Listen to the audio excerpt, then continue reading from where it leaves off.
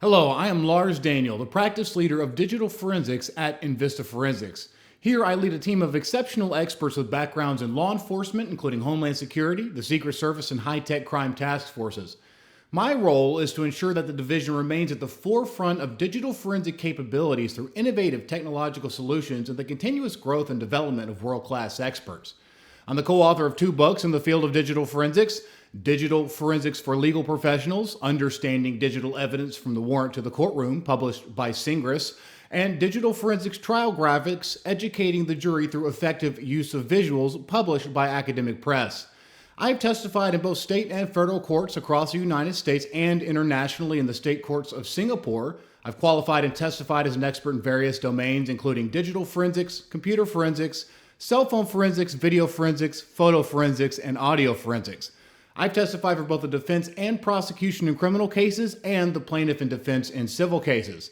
I've trained thousands of attorneys and claims professionals, delivering over 400 continuing legal education classes and continuing education classes across the United States and internationally. I hold a range of certifications in digital forensics, such as the in-case certified examiner, which relates to computer forensics. I'm also a Cellbrite certified operator and a Cellbrite certified physical analyst, both which relate to cell phone forensics. And I also hold certifications in telecommunications, including the Certified Telecommunications Network Specialist, Certified Wireless Analyst, Certified Internet Protocol Telecommunications Specialist, and Certified Telecommunications Analyst designations. Collectively, my team and I have testified as expert witness in state and federal courts over 400 times. In the quiet heart of Wichita, Kansas, a shadow loomed for over 3 decades. Dennis Rader, better known by his self-appointed moniker BTK, Bind, Torture, Kill, embodied this darkness.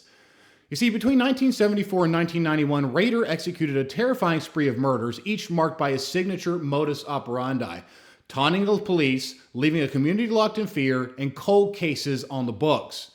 You see, after 1991, there was then silence, a cessation of communication that left the monster in the shadows, his identity a mystery. Well, after eluding capture for over 3 decades, the resolution of one of America's most chilling murder sprees hinged not on eyewitness accounts or traditional detective work, but on a single, critical mistake by the killer himself. In 2005, Rader attempted to taunt law enforcement with a floppy disk, believing his technological misdirection would maintain his anonymity.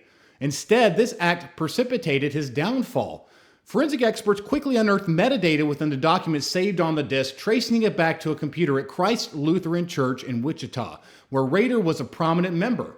The document was last modified by Dennis, a clue that shattered Rader's cloak of invisibility. This digital slip-up marked a turning point in the criminal investigation, showing how technology could become the undoing of those who sought to exploit it for nefarious ends. Rader's arrest not only brought closure to a saga of terror, but also heralded a new era of investigations, one where digital footprints often speak louder than words. The capture of the BTK killer through digital evidence is a testament to the evolving landscape of forensic science and a reminder that even the most cunning wrongdoers can be exposed in the digital age. In the world of electronic evidence, data is any piece of digital information that electronic devices handle. Data is the foundation of digital evidence because it forms the core of every electronic device and platform. When a digital device is used, it generates or manipulates data that can be stored or transmitted. Data can be thought of as the building blocks of digital evidence. Now, data is like building blocks. It comes from different types and formats, just like building blocks come in different shapes and sizes. Some data needs to be processed before it can be used, while other data is ready to be used right away. Data can also be organized in different ways, like structured, semi-structured, or unstructured. Structured data refers to information that is highly organized and formatted in a way that is easily searchable by simple, straightforward search engine algorithms or other search operations. This type of data is characterized by its rigid structure, usually presented in tables with rows and columns that clearly define the data type, like names, addresses, and phone numbers. In essence, structured data is like a well-organized library where books are arranged alphabetically based on the author's last name, and each book's information is stored in a catalog system. Financial data, customer information, and inventory records are some examples of structured data. An example of how structured data is used in our daily lives is when we search for a book on Amazon. The website has a structured database that stores information about millions of books. When we search for a book, the database is queried and relevant results are displayed. The data is organized in a specific format, and each book's information is stored in a well-defined data model, making it easy to find what we're looking for. In this case, the structured data helps us to quickly find and purchase the book we want. Structured data as digital evidence can include databases from seized computers, logs from servers, or any digital record where evidence is stored in a predefined format. As evidence, this data is relatively easy to query and review by an examiner compared to other two forms of data. It also has a limited need to have the data formatted or produced in such a way where an attorney or expert can review it. This data can include things like call detail records, which are like a super phone bill that you can subpoena from a cellular provider. And these detailed logs provided by these telecommunication companies include information such as the call origin, where the call is coming from, and the destination, where it's going to, the duration or how long the call was, the date and time of the call, and even the cell tower used. The call detail records are typically stored in relational databases, meaning data inside of a database that talk to one another or connect to one another, and are helpful for investigating a user's activity over time and determining historic location, where they were at a particular time in the past. Another example would be accounting software. Many accounting software programs maintain detailed record of transactions, including withdrawals, deposits, transfers, and point-of-sale transactions. These logs are stored in structured formats, making it easier for investigators to trace financial movements, identify suspicious transactions, or follow a money trail in financial wrongdoing investigations. Further, these databases, typically in financial accounting software, have the ability to have petrified audit logs, meaning that the audit logs that cannot be changed, showing who accessed what documents and what activities were performed at what time. Next up, we have semi-structured data, and they can be found in email headers, system logs, and web pages that examiners might analyze for forensic evidence. The semi-structured nature allows for some level of automated processing and analysis. However, it often requires more sophisticated tools and approaches than fully structured data. When you think about semi-structured data as digital evidence, you have things like email headers. While the body of an email might contain unstructured text, the header is semi-structured and contains a wealth of information, such as the sender of the message, the recipient or who received the message, the date and time the message occurred, and the email servers that were used to transmit the message. Now, this metadata, is invaluable in many investigations, such as tracing the origin of an email or mapping communications in complex civil litigation. You also have things like system logs. Many devices and applications generate logs that record user activities, system errors, configuration changes, data transfers, network requests, and more. These logs are semi-structured, often in data serialization formats, which are formats that allow the exchange of data across different devices and operating systems. For example, data serialization formats allow for an Apple, Android, and Windows devices to all understand the same information. System logs provide insights into user behavior, security incidents, data transfers, data theft if you're looking at an employee wrongdoing type case, and investigators can parse these logs to uncover evidence of unauthorized access, malware infections, and insider threats. Finally, we have unstructured data. Unstructured data refers to data that has no predefined format or organization and is not easily searchable. This data type includes a wide range of different formats, such as images, videos, social media posts, and audio files. Unstructured data represents the most significant volume of data generated in today's digital world, and it's the most challenging to analyze and process. You see, unstructured data can be compared to a messy kid's room, where everything is scattered around without any true order. Finding what you need in this room can be difficult because you must search through piles of clothes, books, toys, and other items. As mentioned, text messages and social media posts are primarily unstructured data. Now, there's some elements that are structured, but most of it is unstructured. These text messages and social media posts are largely unstructured, consisting of plain text, possibly with embedded website addresses, URLs, or media, without any predefined format. The forensic analysis of this content can reveal connections between individuals, provide context or motives, or uncover incriminating statements. Then there's digital photos and videos. Multimedia photos like photos and videos are prime examples of unstructured data. They contain crucial digital evidence in investigations, from capturing or recording illegal activities to placing a person at a specific location at a specific time. Often, an examiner must review thousands of videos or images by eye to locate relevant evidence. Well, now that we understand the three forms, structured, semi-structured, and unstructured, we're now going to explore the various states and locations in which data resides. Data exists in different states and locations on devices. We're going to cover that now. We're going to look at the different types and ways that data exists on devices and in the internet. These include active data, archival and backup data, residual data, metadata, encrypted data, cloud data, and system-generated data. Active data is the data you can see while using your electronic device. This includes your files, programs, and system information accessed through your device's operating system or the software you're using. So if you opened a Word document and you edited it and you saved it, that file is active data. Active data would also be the different pictures that you can open and see on your device and so forth. Active data is stored on the local storage media, like the hard drive or solid state drive, the actual storage place where data is saved that's connected to the device itself or inside of the device, okay? It doesn't include any data not stored on the local device, such as cloud-based data. While that cloud-based data can be saved locally to the device, it doesn't always mean that that's all the information. So if you think about like your Dropbox or other account that you use to save data from the cloud to your local device, that may not be all of it. I, for example, have some data saved locally in active data on my computer that is not everything because it would just be too much data. So partially that data is saved on my local device, but the rest is in the cloud so I can access it when I need it. So my most relevant files, the stuff I use all the time, I have saved on my local device, even though it's coming from the cloud and is saved also in the cloud.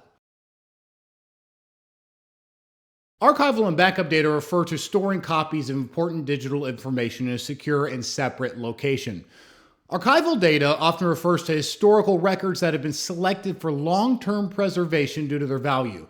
These can include emails, documents, databases, digital images, intellectual property that are not actually used but need to be retained for legal, compliance, or historical research purposes. Archival data is typically information that's not required for daily use but still essential for keeping for long-term preservation.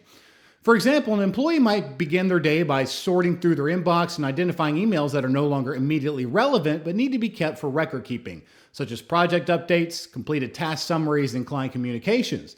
These emails are archived, significantly reducing the inbox size and making focusing on their new and ongoing tasks easier. Later in the day, the same employee works on a report and needs historical data from a project completed months ago. So they access their email archive to retrieve email communications and attachments relevant to that project, efficiently gathering the necessary information without sifting through hundreds of current emails. Then we have backup data, which on the other hand is an exact copy of important information that is regularly used and is kept as a safety net in case the original data is lost or compromised, whether from data deletion, corruption, or system failures. These backups are typically part of a regular backup schedule by your IT department, ensuring that the recent versions of data are available for recovery. Backup data is not only used by IT departments in large organizations, though. For example, an employee might quickly review a document for work presentation on their personal laptop. That document, along with others, is automatically backed up overnight to an external hard drive connected to the laptop. This employee has set this up to ensure work done from home doesn't get lost to an accidental deletion or hardware issues. Note that this backup also has created a copy of work material on an external drive outside of the company's direct control in a situation such as that. So, if you have an employee leave a company or something like that and you're concerned about data has been taken that they shouldn't necessarily have taken, it may exist on a backup drive that was connected to the computer. Residual data refers to the traces of data left on your devices even after you've attempted to delete them, like clearing your browsing history.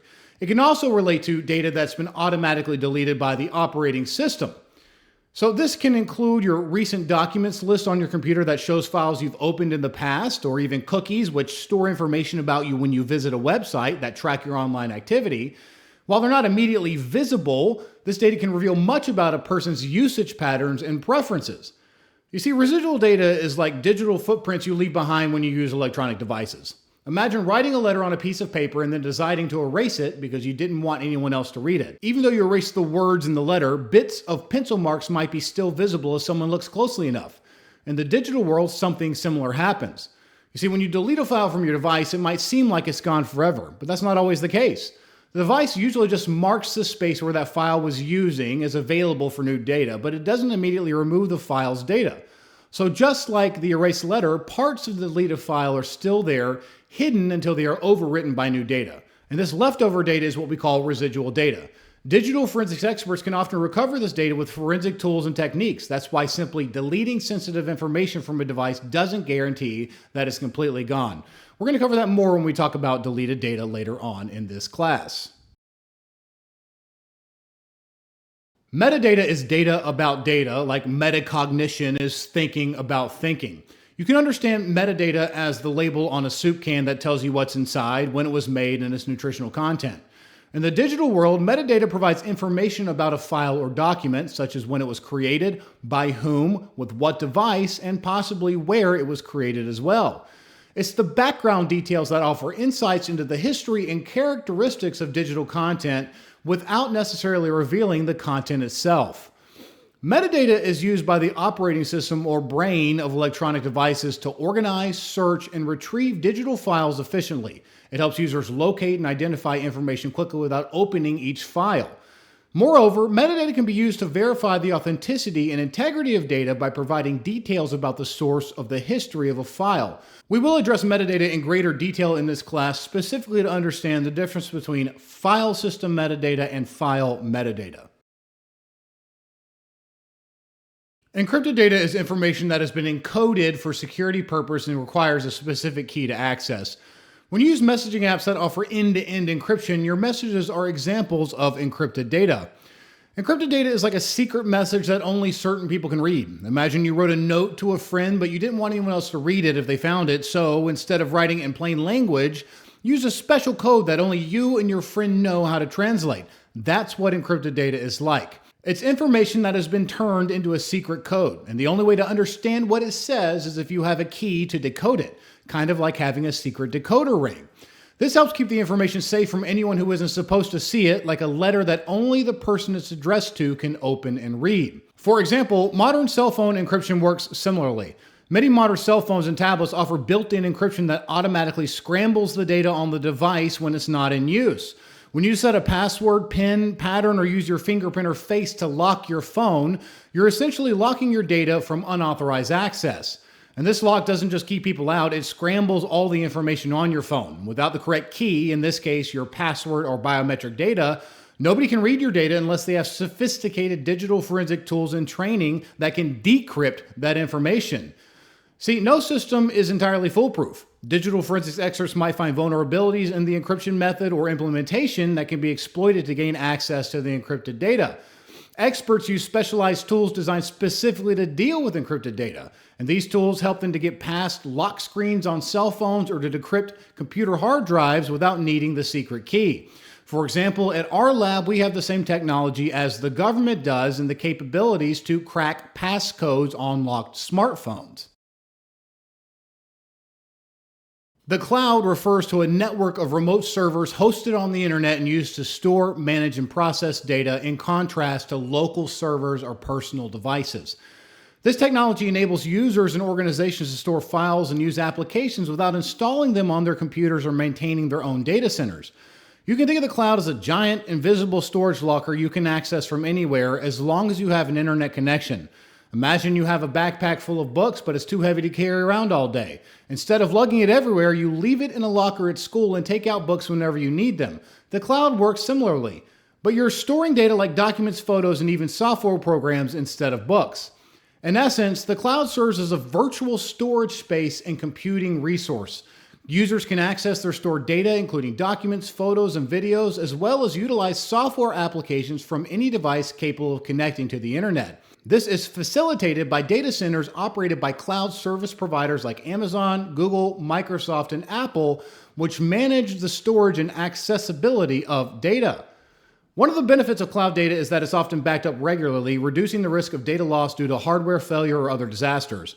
Additionally, because cloud data can be accessed from anywhere with an internet connection, it can be more convenient for people who frequently work on multiple devices or need to share files with others. From an investigative standpoint, cloud data can be particularly important because it's stored remotely. It can contain information unavailable on any physical device. Further, since the cloud allows a user to access files on multiple devices, evidence created originally on a cell phone can be recovered from a computer because the cloud synced it across devices. In digital forensics, there are specialized tools and technology that can be utilized to capture cloud data.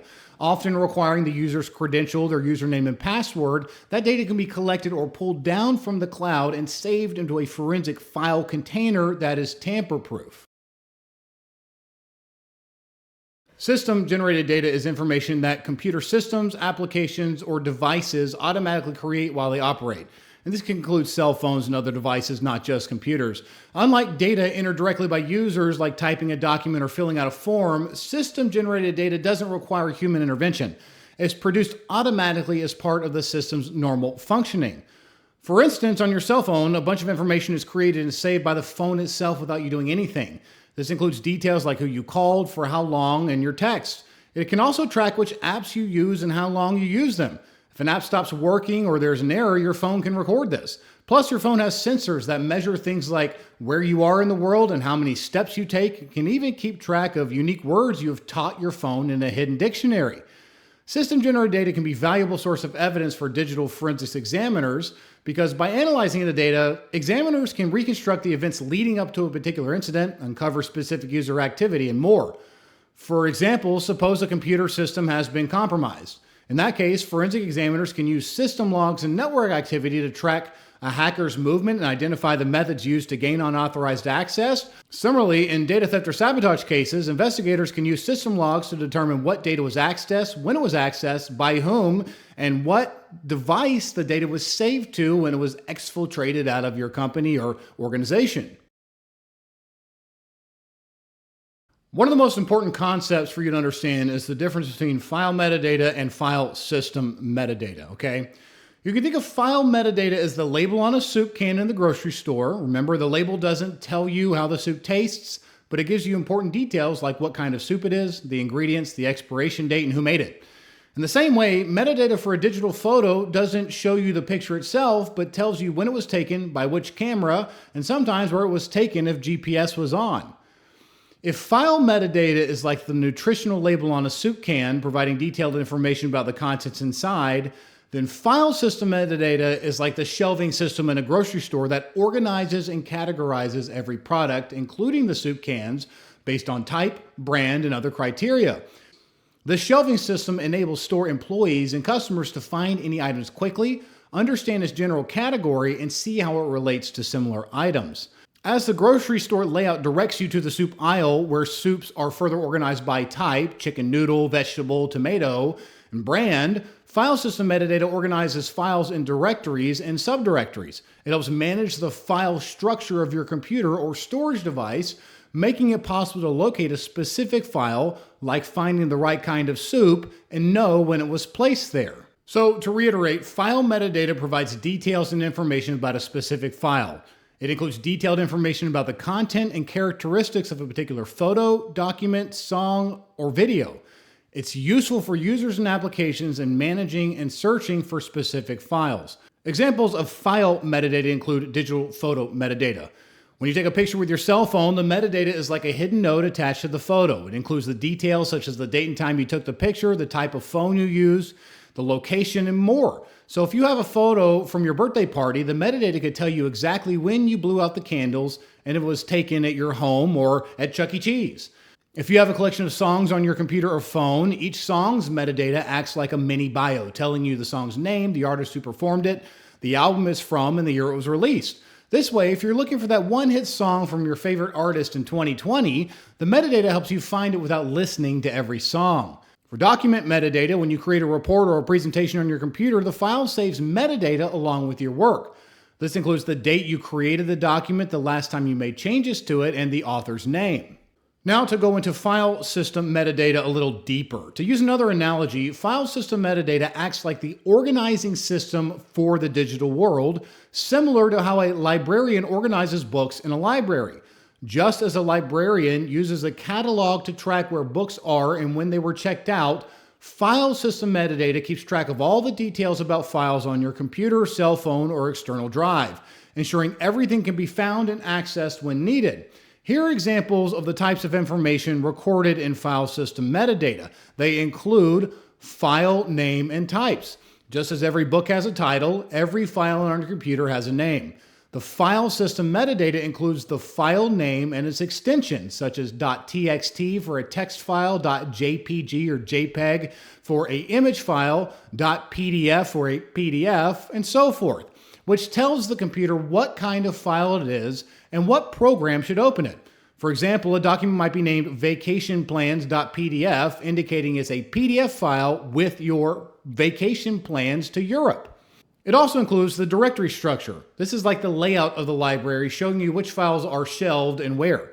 In digital terms, it's the folders and subfolders on your device. For instance, you might have a main folder called Photos with subfolders for each year, and within those, more folders for specific events or trips.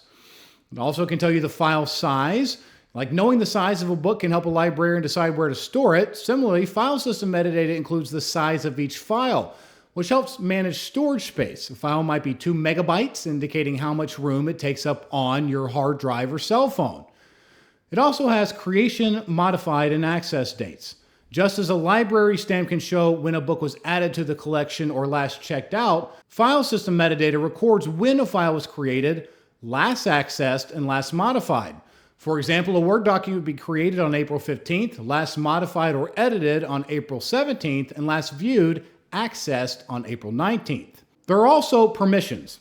Libraries have rules about who can check out books or access special collections. In the digital world, file system metadata includes permissions that control who can open it, edit, or delete a file. For instance, a Word document might be set that only certain team members can make changes to it. Finally, it shows you the location on disk.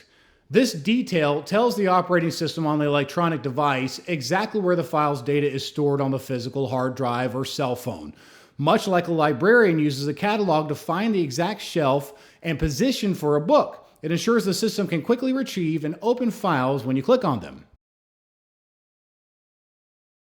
To understand metadata as digital evidence, we're going to use a scenario here, okay? And we're going to see the difference between file system metadata and file metadata and the differences they play. So here we go. A company suspects one of its employees of stealing sensitive intellectual property. The suspected employee, John, allegedly accessed confidential documents stored on the company's server and transferred them to an external USB drive. To uncover the truth, digital forensic experts analyzed the file system and file metadata on John's work computer.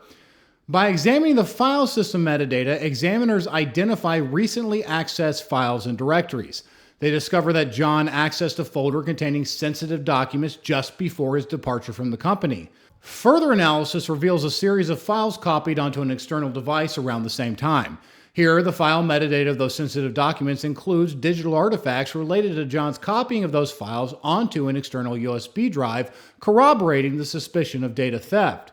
So let's do a technical breakdown. The file system metadata analysis. The file system metadata includes information about the file creation, last accessed, and modified dates, as well as the details about the file sizes and location. By examining this metadata, forensic experts can identify which files were recently accessed or modified. Discovering that John accessed a folder containing sensitive documents just before his departure provides a significant lead. This part of the investigation is crucial for establishing a timeline of events and identifying potential unauthorized access.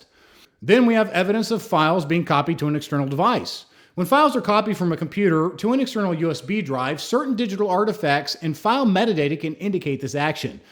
For example, the file system might log events related to the USB devices being connected and disconnected, including the timestamps of these events. Additionally, file metadata might reveal changes in the last access times that align with the timing of the USB device's connection, suggesting that the files were accessed for the purpose of copying to the external drive. So to corroborate the data theft, the combination of the file system metadata showing recent access to sensitive files, along with evidence of files being copied to an external device around the same time, provides a strong basis for corroborating suspicion of data theft. In the digital forensic context, establishing this connection is essential for moving forward with legal or disciplinary actions against the suspected individual. In our digital world, where everything from photos to important documents exists in electronic form, the notion of deleting data seems straightforward. Hit delete and then it's gone forever. Yet the truth behind data deletion is often far more nuanced and complex than this simple action implies. You see, when you delete a file, be it a photo, a document, or an email, you're essentially telling your device, I don't need this anymore. You can use this space for something else. On the surface, it may seem like the file vanishes, and the space it took up becomes available for new data. The file disappears from your view.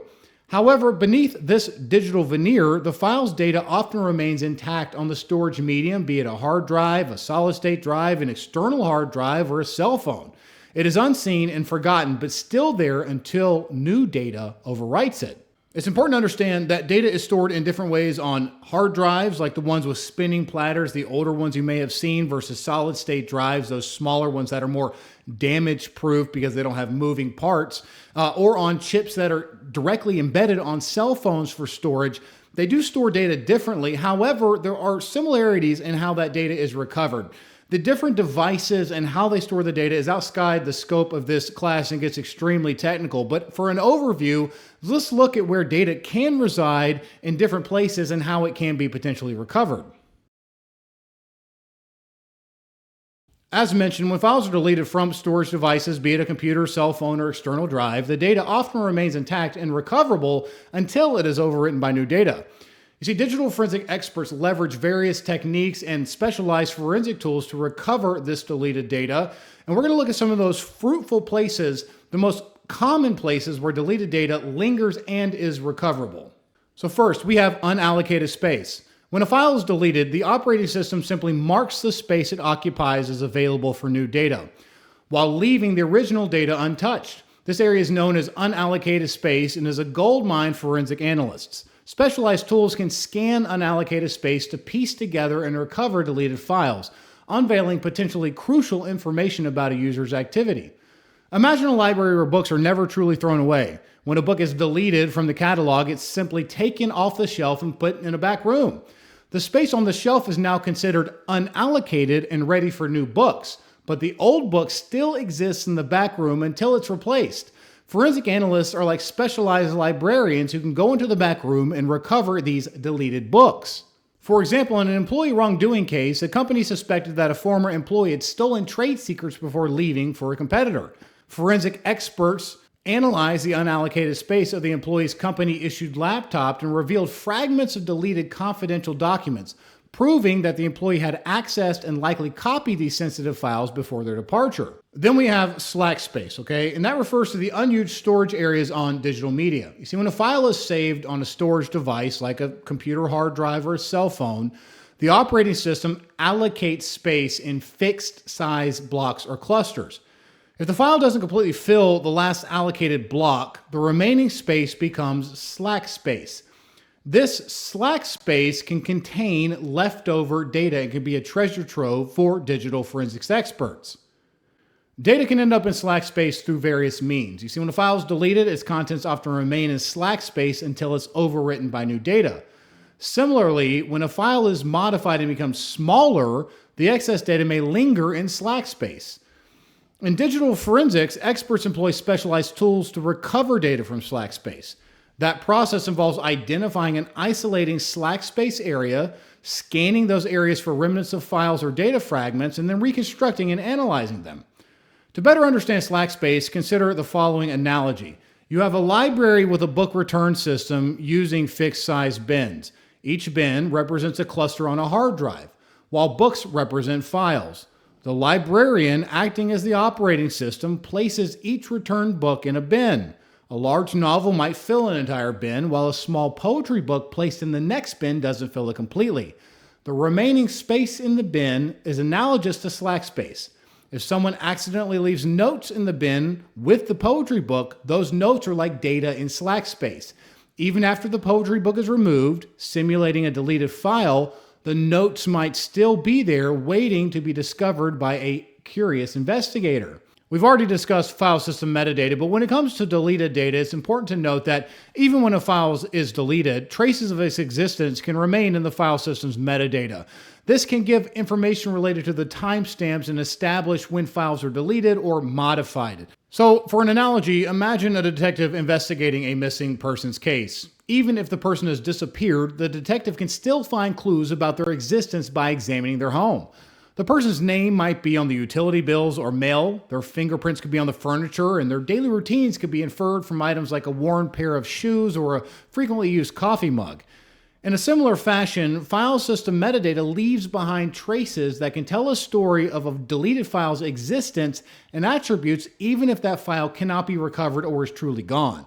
Many applications create temporary files and caches, or caches as it's commonly called in the forensics world, to improve the performance of your device.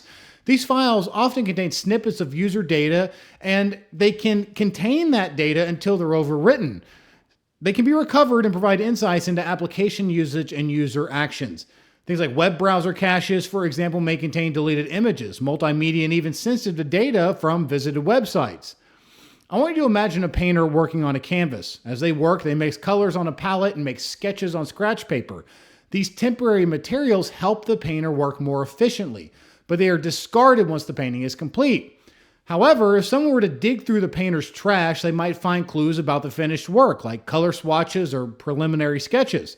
In a similar fashion, temporary files and caches can provide glimpses into a user's digital activities even after the main files have been deleted. So, for example, in a murder case, the analysis of a suspect's browser cache could reveal evidence of deleted search queries, the actual terms typed into, say, the Google search engine, and the websites that were visited after those searches were performed. This information could help establish a pattern of obsessive behavior and provide key evidence for the prosecution, or could provide an alibi for the defense. Shadow copies and backups. You see, operating systems and applications may create automatic backups or shadow copies of files at various points in times. These backups can retain copies of files that were deleted from the main file system. So you have your computer, you delete a file, however, that same file could exist in one of these backups. Forensic experts can mine these resources to recover deleted data and even reconstruct past versions of modified files. Shadow copies and backups are like having a time machine for your digital life. Imagine you write a daily entry every day in a diary, but you decide to tear out a page because you're embarrassed by what you wrote. However, unbeknownst to you, a magical copy of your diary is made each night, preserving all the pages, even the ones you removed. Forensic tools can access these magical copies to recover deleted data and reconstruct past versions of events. So what is a page file? Well, operating systems use page files in Windows, or what are called swap files in Apple computers, to temporarily store data from your random access memory. That is the memory on your computer that stores things short term, okay? That data in the short-term memory usually goes away when you restart the device, but a page file or a swap file attempts to save data to the computer while it's still on from the memory to create more room in your memory, okay? These files contain fragments of data from running processes, including data from files that were opened at the time but have since been deleted. So imagine your computer's memory as a desk, and the page file is a filing cabinet. When your desk gets too cluttered with papers, data, you move some of the less immediately needed papers into the filing cabinet to make room on your desk. Even if you later shred the original papers, fragments of them might still exist in the filing cabinet. Forensic tools can examine these filing cabinets, these page files, to recover data fragments that might have been deleted from the main desk, your memory. In a criminal case where we were retained by the defense, it was a felony hacking case, fragments of deleted chat logs were recovered from the page file of the defendant's computer. They revealed discussions about how and when a cyber attack against a government website would take place. You see, these recovered fragments played a crucial role in demonstrating that the defendant was guilty, but not as guilty as first believed. The chat logs demonstrated that he and others in the message group were the pawns of an unknown hacker, the true mastermind behind the attack, who was issuing the instructions on what they were to do and how they were to do it.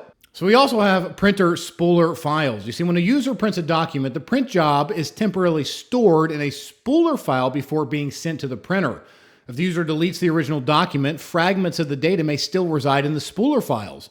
You see, forensic analysts can sometimes recover these remnants to gain insights into printed documents. You can imagine a printer as a chef and the spooler file as their notepad. Before preparing a dish, printing a document, the chef jots down the recipe, the document data in their notepad. Even if the original recipe card is thrown away, the chef's notes might still contain key information about the dish. Forensic tools can examine these notepads, the spooler files, to uncover data about deleted documents that were printed. In an embezzlement case that we worked on, fragments of deleted financial reports were recovered from the printer's spooler files on the suspect's work computer. These fragments revealed discrepancy in the company's financial records and provided evidence of the suspect's attempts to cover up their fraudulent activities. Electronic devices and applications generate thumbnail images or preview files for quick viewing of documents or media files. So if you open your computer and you're in a picture album and you tell it to show you the little thumbnails instead of showing you big pictures for each one, you're looking at thumbnail or preview files. These thumbnails and previews can remain on the system even after the original file's been deleted. So let's say you have 10,000 pictures, you delete all 10,000. It's possible all 10,000 of those will still exist in a small version as a preview or thumbnail. They provide a visual reference that can guide further investigations or recovery efforts. You can imagine it as a photo album where each page has a small version or thumbnail of the larger photograph. If someone removes a photo from the album, the small version might still remain on the page, providing a clue about what the missing photo contained or showing it outright. Forensic tools can examine these photo album pages, those small versions, to see what photos were on the computer or on the phone even after those original pictures they relate to have been deleted. Now, it's important to note that often with those thumbnail photos and so forth, they're difficult to date. So while you may have the actual content of the picture itself, it's possible you may not have the dates and times associated with it because that belonged to the file it was referencing in the thumbnail and not in the thumbnail itself. Finally, what about cloud storage and sync devices? Deleted files may linger on synced devices or cloud storage services even after being removed from the primary device. So if a synced device was offline during deletion, it may retain a copy of the deleted data until it reconnects. So you have your phone, okay? And on your phone, you have data that's connected to the cloud. You download data from the cloud and then you power your phone off or you put it in airplane mode, okay? Later on, you go and delete data from the cloud. Well, those deleted files may linger on that synced device, that phone, or in cloud storage services even after being removed from the primary device. You see, if a synced device was offline during deletion, like a powered off phone or a phone in airplane mode, it can retain a copy of the deleted data until it reconnects to that cloud service and then syncs up, okay? Similarly, cloud storage providers may keep backup copies or maintain deletion logs that can aid in recovery efforts or show the files that have been deleted, even if you can't recover those. So you can get the names and times that those files were deleted. So you can imagine a group of friends who share a digital photo album. When someone deletes a photo from the album, it disappears from everyone's devices. However, if one friend's device was offline during the deletion, they may still have a copy of the photo that can be recovered and shared with the group. In a similar fashion, sync devices and cloud storage can sometimes retain copies of deleted files that can be used for forensic analysis. In a trade secret misappropriation case we worked on, a former employee claimed to have deleted all company files from their personal devices before leaving and going to a competitor. However, forensic analysis of the employee's cloud storage account compared to their devices themselves proved that the deleted files were still present in the cloud, even though they weren't on the local device because they had synced it to the cloud and turned off the sync function after doing so. So they still lived in the cloud. They had not been deleted because they had not synced to delete. They hadn't received that command, so to speak. And those recovered files provided evidence of the employee's misconduct and allowed the company to take legal action. Finally, to wrap this section up, we need to talk about digital forensics data recovery versus information technology data recovery, okay? Digital forensic tools and information technology data recovery tools are both used to retrieve lost data from digital devices, but they serve different purposes and have distinct capabilities. Digital forensic tools are primarily used to find and analyze digital evidence, understanding that they could go to court. So it's for legal cases. These tools are designed to ensure that the data remains unchanged during the recovery process, which is crucial for maintaining the integrity of evidence in court. IT data recovery tools, on the other hand, are used by individuals and businesses to recover data that has been accidentally deleted or lost due to hardware failures or software issues. These tools are designed to be user-friendly and focus on quickly restoring files from various storage devices. While they are effective for everyday data recovery needs, they don't have the same level of deep analysis, data recovery, or data integrity checks as forensic tools. Further, IT tools typically lack the advanced capabilities needed to recover data from complex scenarios like encrypted files or corrupted storage media. In short, digital forensic tools can recover more data than IT tools. Second, forensic tools ensure that the data remains unaltered during the recovery process by using write blocking technology and creating forensic images, encapsulated data inside of a file format that has digital DNA checks against it, so you have a perfect snapshot in time of the data as it was created. This preserves the integrity of the data, making it admissible in court. IT tools do not typically include these safeguards, which can result in data being altered during recovery and represents a real challenge sometimes in trying to take that data to court, okay? Finally, digital forensic software is highly specialized to recover data from different types of devices and to parse and analyze that data, okay? So that could be a cell phone forensics investigation, network forensics, database forensics, examining computers at a really deep level, and so forth, because these tools are designed to handle specific challenges and recover data from a wide range of devices and scenarios, and to get the data about the who, what, when, where, and why of what a person was doing. So I like to say that as a digital forensics expert, we know a tremendous amount about technology and computers, but the stuff we know isn't going to help you fix anything. We know a lot of stuff about what people were doing at a particular time and how to establish the credibility of evidence. We know stuff that IT people don't know, and they know stuff that we don't know, okay? And while there's a lot of cross between the disciplines, in some ways, we have to specialize as digital forensics experts on forensic artifacts that tell stories that have no relation to fixing anything. And IT experts are experts at fixing stuff. They get your printer back up and running. They make sure your network runs smooth. They can remove viruses from your systems. They're different fields. Imagine tuning into your favorite crime show like CSI, where the scene is set with detectives arriving at a crime scene. They collect fingerprints from a glass, a strand of hair for DNA analysis, and a bullet casing. All tangible clues that remain unchanged over time.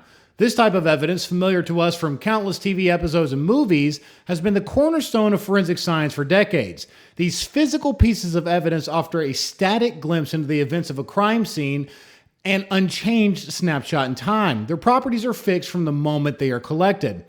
Digital forensics is like entering a whole new dimension. Unlike the stable nature of a fingerprint or DNA, digital evidence is constantly on the move, changing, evolving as technology advances. Think back on old crime shows where detectives would listen to answering machine tapes to get leads. Nowadays, they'd need to know how to forensically extract data from cell phones and have the tools and expertise to gain access to encrypted messaging apps. In traditional forensic science, the objects that are analyzed, such as DNA, fingerprints, or ballistic evidence, have properties that remain constant over time. For example, a fingerprint found at a crime scene retains its identity indefinitely. A fingerprint is a fingerprint. While advancements in science may improve the accuracy, speed, or non-invasiveness of the analysis, the essential characteristics of the evidence under examination does not change. The nature of digital evidence is quite different from traditional forensic evidence, as it is susceptible to change and remains in a state of constant flux. The digital world is always evolving, with new updates and innovations being introduced regularly, which can alter the landscape of digital evidence overnight. This dynamic environment presents significant challenges for forensic examiners who must stay up to date with all these changes to efficiently gather and analyze evidence. Consider a mobile application that is frequently used for communication. One day, it might offer basic text messaging capabilities, and next, it could introduce end-to-end encryption, fundamentally altering how messages are stored and transmitted. For forensic examiners, this means that the techniques and tools used to extract data from this app today may be obsolete tomorrow. Additionally, apps might change how they log activities or store user data with each update, requiring examiners to continuously update their methodologies and technology for extracting and interpreting this information. In a similar way, updates to phones or computer operating systems can have a profound impact on digital forensics. Operating systems updates often include new security features such as enhanced encryption or new forms of device locking. An update might also alter how data is stored on the device or introduce new types of data altogether. For example, a new smartphone operating system version might include improved location tracking capabilities, offering forensic examiners new types of evidence to collect. I really want to make sure we understand this point. In traditional forensic, evidence collection involves direct physical sampling of the crime scene or subjects involved. This could be gathering blood samples for DNA analysis, lifting fingerprints from a surface, or collecting bullet casings. The process from collection to analysis is relatively straightforward because the evidence itself doesn't require intermediary steps to make it accessible or interpretable. Further, the methods used to analyze traditional forensic evidence are well established and consistent. For example, DNA analysis follows a specific set of procedures that have been refined but fundamentally unchanged over time.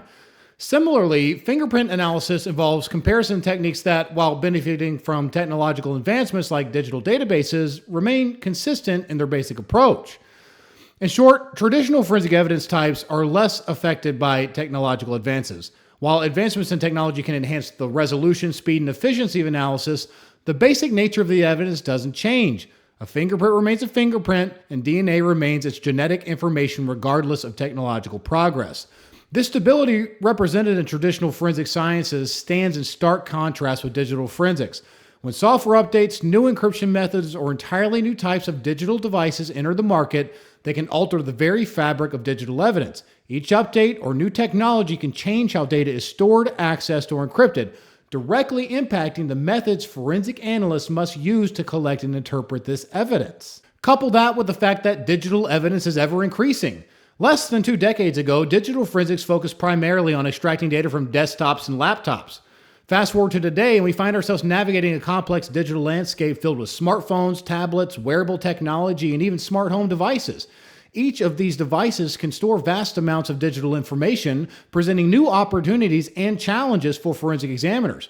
For instance, consider a smart home device that controls the lighting, heating, and security cameras. Such a device could provide a detailed account of a person's movements within the house, offering critical insights into an investigation. The future is digital. As technology advances, the scope of digital evidence is set to expand dramatically, becoming even more complex and integrated into our daily lives. Future technological innovations, particularly in the realms of medical ingestibles and wearables, promise to introduce new forms of digital evidence that forensic experts will need to navigate. Wearable technology, already popular for fitness and health tracking, is becoming increasingly sophisticated. Future wearables are expected to go beyond counting steps or monitoring heart rates. They might analyze sweat for stress markers, use embedded microchips for identity verification, or even monitor neurological activity or signs of cognitive impairment. In legal contexts, wearables could offer insights into a person's movements, physiological responses, or even emotional states at specific times, opening up whole new avenues for establishing timelines, corroborating testimonies, or anything else you could imagine. We're also in the early stages of things like medical ingestibles, digital pills, a new frontier in healthcare technology. These are small ingestible devices equipped with sensors that will monitor various aspects of a patient's health from within the body. Once swallowed, they could transmit data on medication adherence, monitor the gastrointestinal tract, and even measure biomarkers for diseases. In the context of digital forensics, this could mean access to an unprecedented level of personal health data. For instance, in cases involving poisoning or drug overdoses, data from medical ingestibles could provide crucial evidence regarding the substance ingested by the victims and their effects over time. Even today, we are seeing attorneys utilizing data coming from CPAP machines to determine if a driver was fatigued at the time of the incident because they were not in compliance with the device. Because those devices, these CPAP machines, are recording information, and that information is being sent to application and to medical providers. You can get that data related to compliance from a phone. And to round all this out, there's the expert challenge when it comes to digital evidence and its difference, okay? I'm the leader of a nationwide digital forensics practice with a team of highly qualified experts who possess extensive experience in investigations and in providing expert testimony. Even with an incredibly capable team, I knew years ago that it would be necessary to specialize experts to handle a selection of the subdisciplines in digital forensics. There are too many types of digital evidence out there for a single expert to know it all. And this will only become more true over time. As the myriad of existing and new technologies become more embedded in our lives, the types of digital evidence available to forensic experts will continue growing in volume and complexity.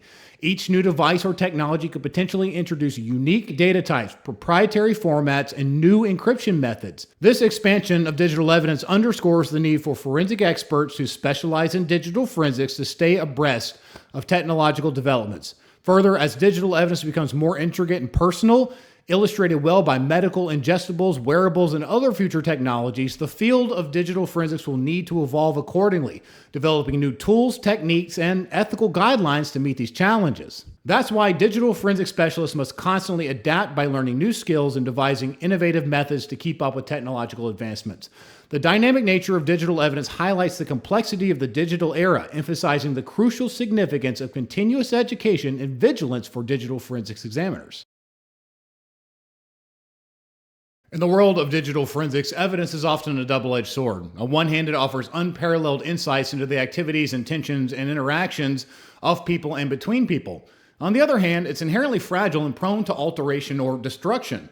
Understanding the volatile nature of digital evidence is crucial for anyone involved in its collection, preservation, and analysis. Digital forensics, which is the process of uncovering and interpreting electronic data, is an essential component of modern legal investigations. But despite its critical role, it's a field characterized by two inherent and interrelated challenges: volatility and fragility. In today's world, attorneys need to understand the complexities of digital evidence because how it's collected, protected, and utilized can make or break a case. You see, digital evidence, unlike physical evidence, is incredibly easy to alter. Consider a murder weapon like a gun or a knife. Once secured at a crime scene, its physical properties remain unchanged unless it's subjected to extreme conditions or intentional manipulation.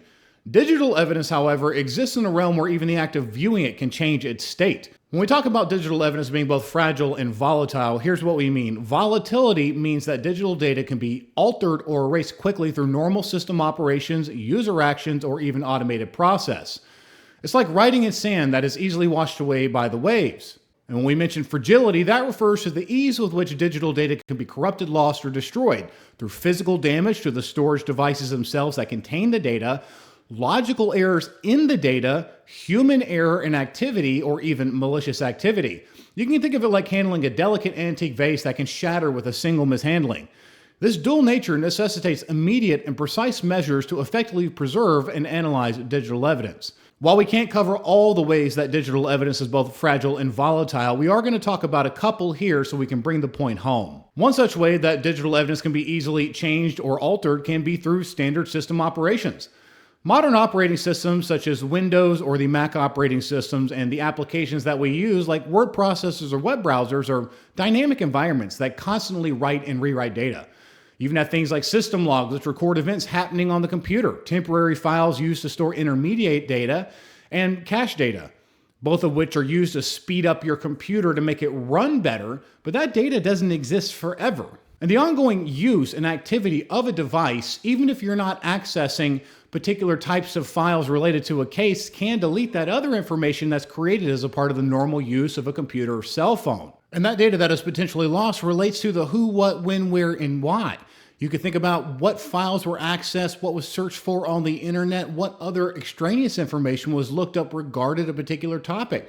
That's the type of data that can be lost, the actual timelines and other information that can put somebody behind a keyboard or say who was doing it, and also create a more holistic view of what actually occurred during a particular time.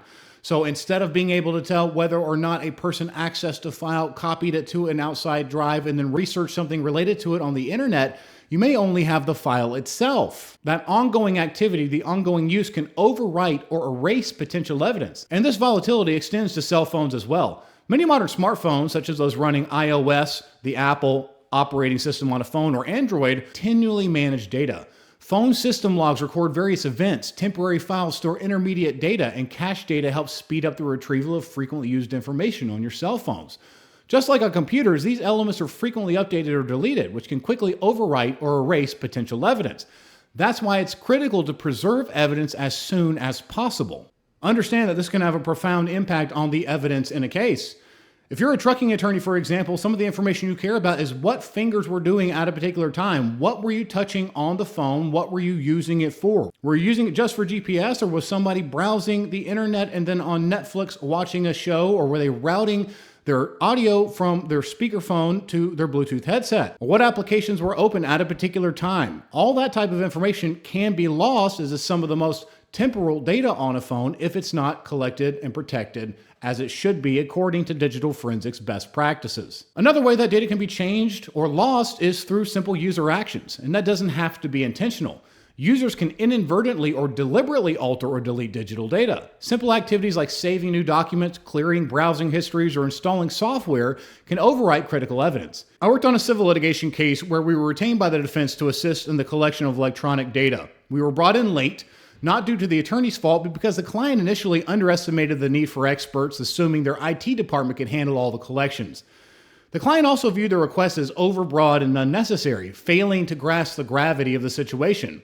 You see, the case was in federal court in the United States, but the company was based in Canada, where privacy and discovery expectations differ significantly. The IT department was not complying with their attorney's request to preserve data, partly due to privacy concerns and partly due to the executive's outright hostility at the company. I witnessed this firsthand during conference calls where the attorneys brought me in to explain the importance of complying with the court's orders. Initially, the scope of data collection was limited to specific cloud and server data. However, the court escalated the situation due to the client's noncompliance. The judge ultimately ordered the most comprehensive data collection possible, including personal devices, servers, networks, and cloud data. This meant full forensic acquisitions of all personal and work devices for the custodians, including the recovery and review of deleted data. What could have been a straightforward case with a simple data collection taking a few days turned into a multi-month ordeal. And the catalyst for all this occurring was rollover backups.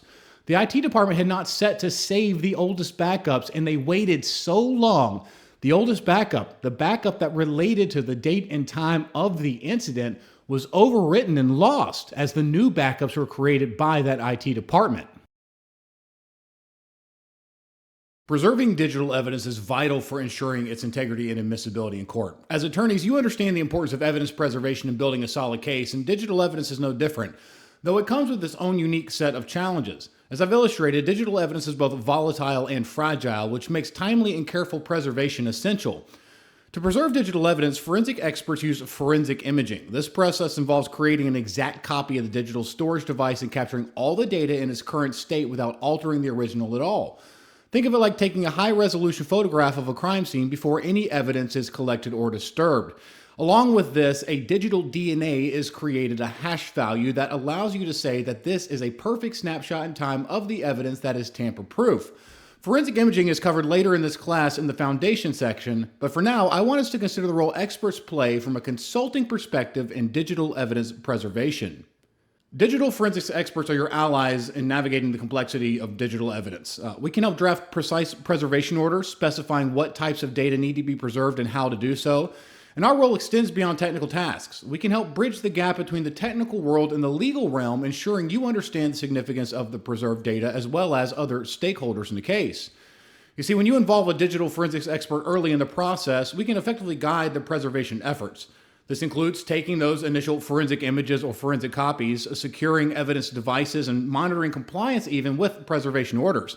See, our involvement ensures that all potential evidence is maintained correctly and remains intact for analysis. Here's how experts can help in each stage of the process. Experts can act as translators. One of the most critical roles that forensic experts play is in translating between IT professionals, attorneys, and executives within a company. Each group has its own language, priorities, and expertise, and forensic experts help bridge these gaps to ensure seamless communication and effective data preservation. This extends to criminal cases as well. Sometimes you're having to deal with law enforcement examiners who have evidence that you need access to.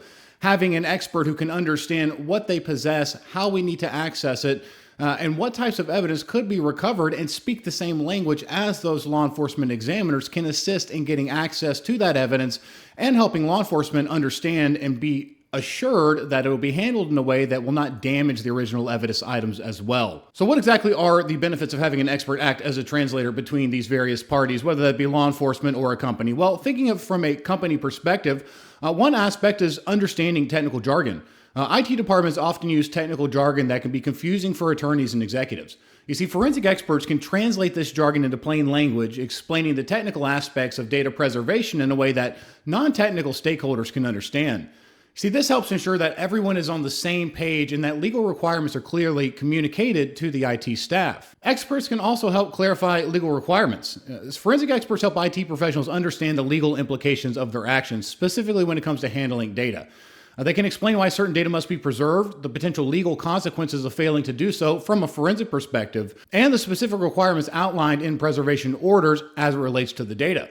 By clarifying these legal requirements, forensic experts ensure that IT departments take the necessary steps to comply with preservation orders. Experts can also help executives at a company understand how this preservation and doing it correctly aligns with business objectives. You see, executives are often focused on broader business goals and may not fully grasp the importance of detailed data preservation. Forensic experts can explain how preserving digital evidence aligns with the company's legal strategy and overall business objectives, like reputation protection. They can also highlight the potential risks and costs associated with failing to preserve evidence, making a compelling case for executive support and investment in proper data preservation measures. Finally, experts can assist in facilitating collaboration. See, effective data preservation requires collaboration between IT, legal, and executive teams.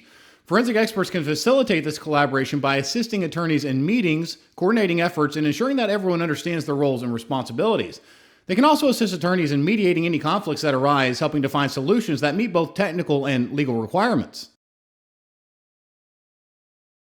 So far, we've been talking about what is digital evidence primarily. Now we're going to talk about specifically what is digital forensics, including the foundations behind it, the subdisciplines within it, with case examples on how it can actually be used, how you put boots on this data and make it work in your cases. And finally, the different specializations within digital forensics so you can choose the right expert for the right type of case. So what is digital forensics? Well, it involves the identification, preservation, analysis, and presentation of digital evidence in a legally admissible manner.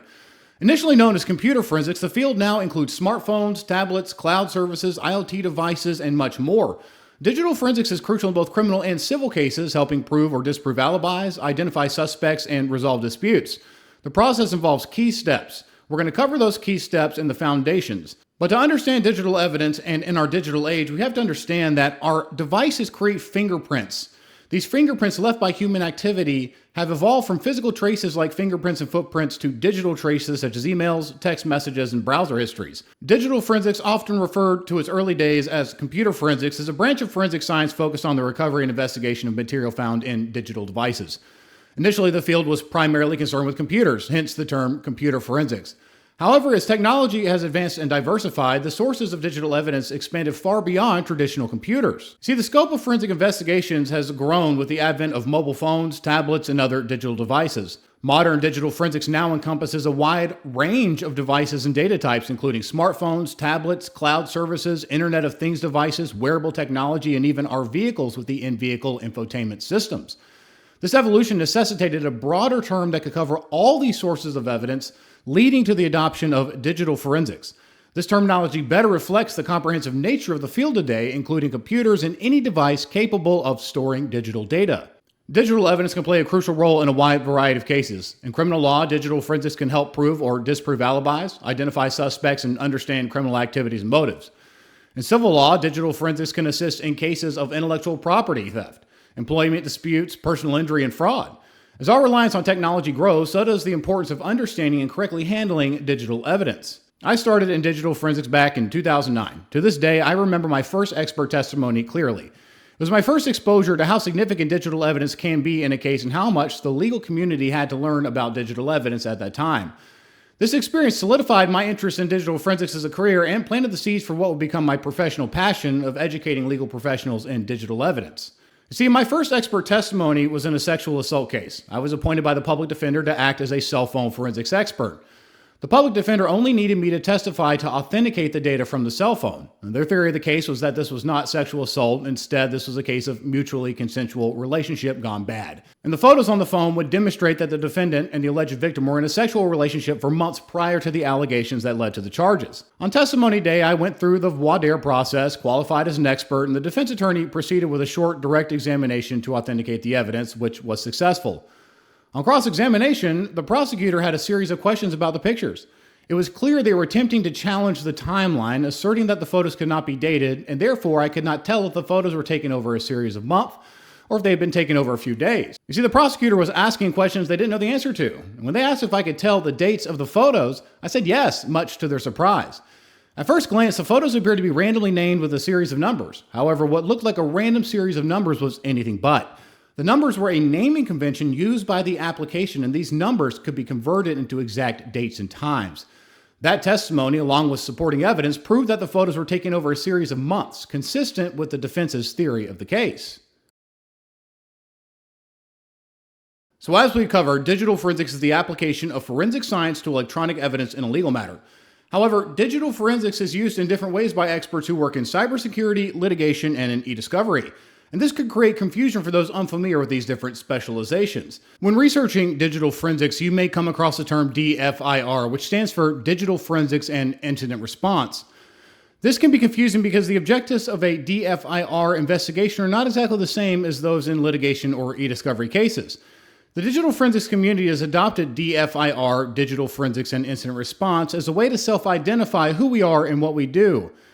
Yeah, the need for digital forensics emerged as computers and digital evidence became ubiquitous in the 1980s and 90s, and law enforcement and corporate security teams began developing methods to recover and analyze data from digital devices for use in investigations and legal proceedings.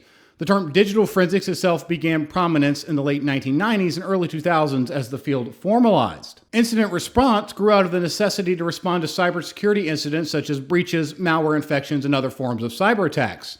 As organizations increasingly relied on digital infrastructure, the importance of structured responses to these incidents became clear. The term incident response began to solidify in the cybersecurity lexicon around the same time as digital forensics, particularly with the growth of internet connectivity and the rise of sophisticated cyber threats. So yes, there is an overlap between incident response and digital forensics. Still, the day-to-day cases and deep expertise differ among professionals working in cybersecurity or incident response, digital forensics in litigation, and digital forensics in e-discovery. So yes, DFIR is a recognized term adopted within the digital forensics community. It's helpful shorthand to explain what experts do to other tangential experts in other fields like information technology and security professionals, but I find it unhelpful and confusing when communicating to attorneys and executives and those who will actually utilize digital forensic services. As mentioned, while researching, you will find DFIR content, but not much on DFIL or DFID.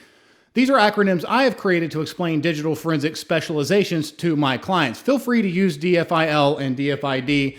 I'll take all the help I can get to popularize them for the benefit of the market and the legal community in particular. So first, what is digital forensics and incident response? Digital forensics and incident response is a critical component in cybersecurity where the primary focus is on identifying, investigating, responding to security incidents. These incidents can range from malware infections and data breaches to sophisticated cyber attacks orchestrated by nation states or criminal organizations. DFIR specialists are like digital firefighters called in to extinguish a security incident's flames and uncover the breach's origin and extent. So when is the DFIR specialization the correct one in a particular type of case? Well, you could have a ransomware attack on a financial institution. A large financial institution discovers that several of its critical systems have been locked by ransomware. The attackers demand a substantial cryptocurrency payment to release the decryption key. The institution's operations are severely disrupted, with customer transactions halted and sensitive data at risk of being exposed. So why would you use DFIR? Well, in this scenario, the financial institution needs DFIR specialists to respond to the incident quickly. The DFIR team would first identify the scope of the attack, determining which systems are affected and how the ransomware infiltrated the network in the first place. Then containment measures will be implemented to isolate the infected systems and prevent the ransomware from spreading further. Eradication would involve removing the ransomware and any associated malware from the systems and, in some instances, negotiating with the threat actor to make the cryptocurrency payment in order to recover the affected data. Recovery would focus on restoring operations, possibly using backups to recover the encrypted data. And finally, a post-incident analysis would provide insights into the attack vector or method of attack used and recommended improvements to the institution's security posture to prevent future incidents. The primary objective is to get the business operational as quickly as possible and then to implement policies, plans, and infrastructure to reduce the chances of a repeat incident. Next, we have one of my created terms, digital forensics in litigation. Digital forensics in litigation, or DFIL, is the application of forensic techniques to gather and analyze digital evidence for use in legal proceedings. This specialization requires a deep understanding of both technical and legal aspects, as the integrity and admissibility of digital evidence are paramount in litigation. DFIL professionals play a crucial role in bridging the gap between complex technical data and the legal requirements of evidence. In DFIL, the process begins with identifying and preserving potential evidence. This involves securing digital devices, ensuring that no data is altered or destroyed, and creating exact copies or forensic images of the data for analysis. This preservation phase is governed by strict protocols to maintain the chain of custody, ensure that the evidence is handled in a manner that upholds its integrity and authenticity. Understand that with digital forensics in litigation, the goal and the understanding is that everything that you're going to do could potentially go to court. The objective of a DFIL expert is to assist attorneys and their clients when it comes to collecting, preserving, and presenting digital evidence in court. And a lot of times this is on systems or devices after the fact. So an event has happened, this could be a crime or intellectual property theft or something like that in a civil litigation case, and you need a digital forensics in litigation expert to come in, analyze all of that data, and to make determinations on what actually happened, the who, what, when, where, and why. Also, a DFIL expert understands that they could be going to give expert testimony at any time.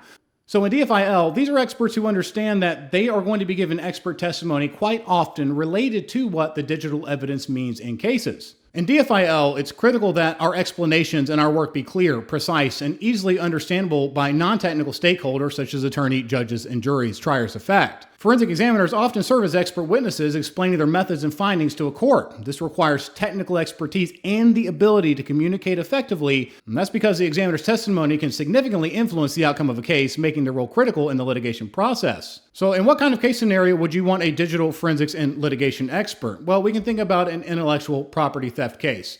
A technology company suspects that a former employee has stolen proprietary code and confidential business information to start a competing business. The company files a lawsuit against a former employee alleging intellectual property theft and breach of non-disclosure agreements. In this scenario, a DFIL specialists are essential for collecting and analyzing the digital evidence that can support the company's claims. They will begin by preserving relevant digital devices and creating forensic images to ensure the integrity of the evidence. The analysis phase would involve examining emails, file access logs, recovering deleted data, and metadata to uncover any unauthorized transfers of proprietary information. The findings will be documented in detailed reports, and the DFIL specialists will be prepared to testify as expert witnesses, explaining their methods and conclusions in court. Their expertise would ensure that the evidence is admissible and persuasive, bolstering the company's case. And finally, we have digital forensics and e-discovery. When it comes to digital forensics and e-discovery, DFID specialists and legal teams collaborate closely during the review and analysis phases. Using advanced e-discovery platforms, they search, filter, and analyze the data to identify relevant documents and communication. This phase often involves keyword searches, metadata analysis, and the application of analytical techniques to uncover patterns and relationships within the data. One of the unique aspects of digital forensics and e-discovery is that it's not just a technical expertise. It also involves significant project management skills. E-discovery projects can be vast, involving terabytes or more of data and numerous stakeholders.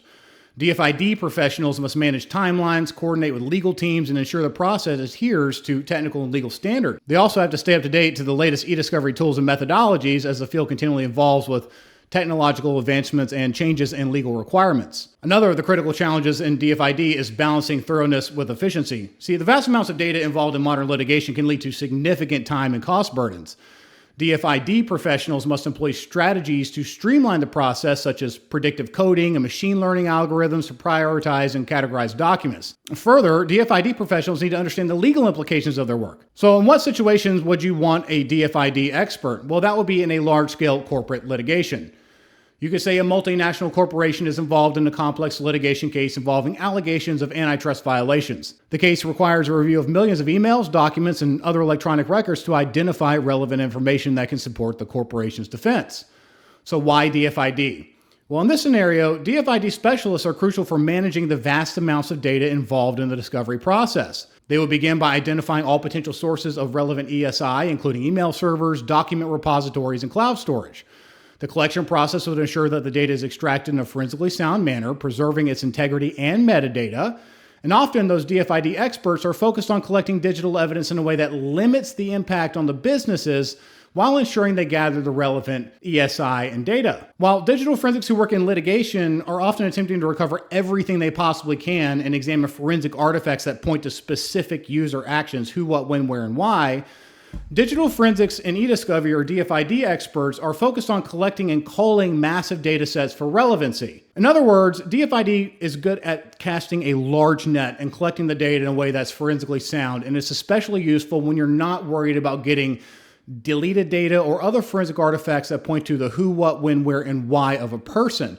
What you're looking for are responsive documents and responsive information related to a legal matter. So in conclusion for this section, digital forensics is a dynamic and multifaceted field, with each specialization serving a distinct purpose within the broader context of digital investigations. For attorneys, understanding the difference between DFIR, DFIL, and DFID is essential for leveraging digital forensics expertise effectively in legal matters. When we talk about the foundations of digital forensics, we need to look at both foundational principles that underpin everything that we do in the field, as well as the methodologies or the actual actions that we take that both adhere to those foundational principles, but also get us from the points of where we are identifying evidence to reporting in the courtroom. And that's what we're going to cover in this section. So the foundational principles that underpin digital evidence examinations, the first of those is integrity. The integrity of digital evidence must be maintained from the moment of collection through its presentation in court, the entire process. In the beginning, this involves using right blocking technology to protect evidence when it's being forensically copied or acquired to prevent any modifications. For example, if this is not done, a hard drive, let's say it's connected directly to a computer without a write blocker like a USB drive or an external hard drive, the computer's operating system might alter the timestamps or other information related to those files, compromising the evidence. Whereas if it was protected and the integrity was protected using write blocking technology, that would be impossible. Then we have repeatability. The forensic process must be repeatable. Other experts should be able to replicate the analysis and arrive at the same conclusions using the same methods and tools. While opinions may differ, the actual underlying data that we're looking at and presenting in court should not.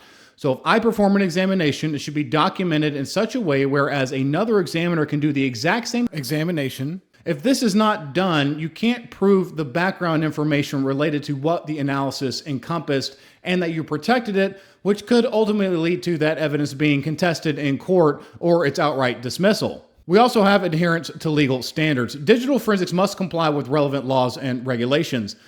For law enforcement, this could include obtaining proper authorizations and search warrants to collect digital evidence. In civil litigation, this could be the need to have consent forms signed before accessing a phone or cracking its passcode, for example. Or if a locked file or a password-protected file is found during a discovery phase, it would require additional justification on the need to get through that locked door, so to speak, even if forensic tools would allow it. Finally, we have thorough documentation. As you've seen, it really matters that we understand what happened in the examination process, the acquisition process, all of that. So every step of the forensic process must be meticulously documented. This includes maintaining a chain of custody log that records who handled the evidence and when, because without proper documentation, the other side can argue that the evidence may have been tampered with or mishandled, whether that's intentional or unintentional through ineptitude. Now, there is much that can be said under each one of these subheadings within the methodologies in digital forensics. However, we're going to do a quick overview of them, otherwise we'd be here for a very long time. I will stop in a few of these to give a few points that relate specifically to what you do as attorneys and as a consultant, things that I think are the most helpful. However, we're going to run through these in an attempt to understand them first, and I'll come back to a couple to provide some more insights before we move on to the final section where we're going to talk about the digital forensics subdisciplines. So first, the digital forensics process follows a systematic methodology designed to ensure thoroughness and accuracy. These methodologies are essential in ensuring that experts are adhering to foundational principles.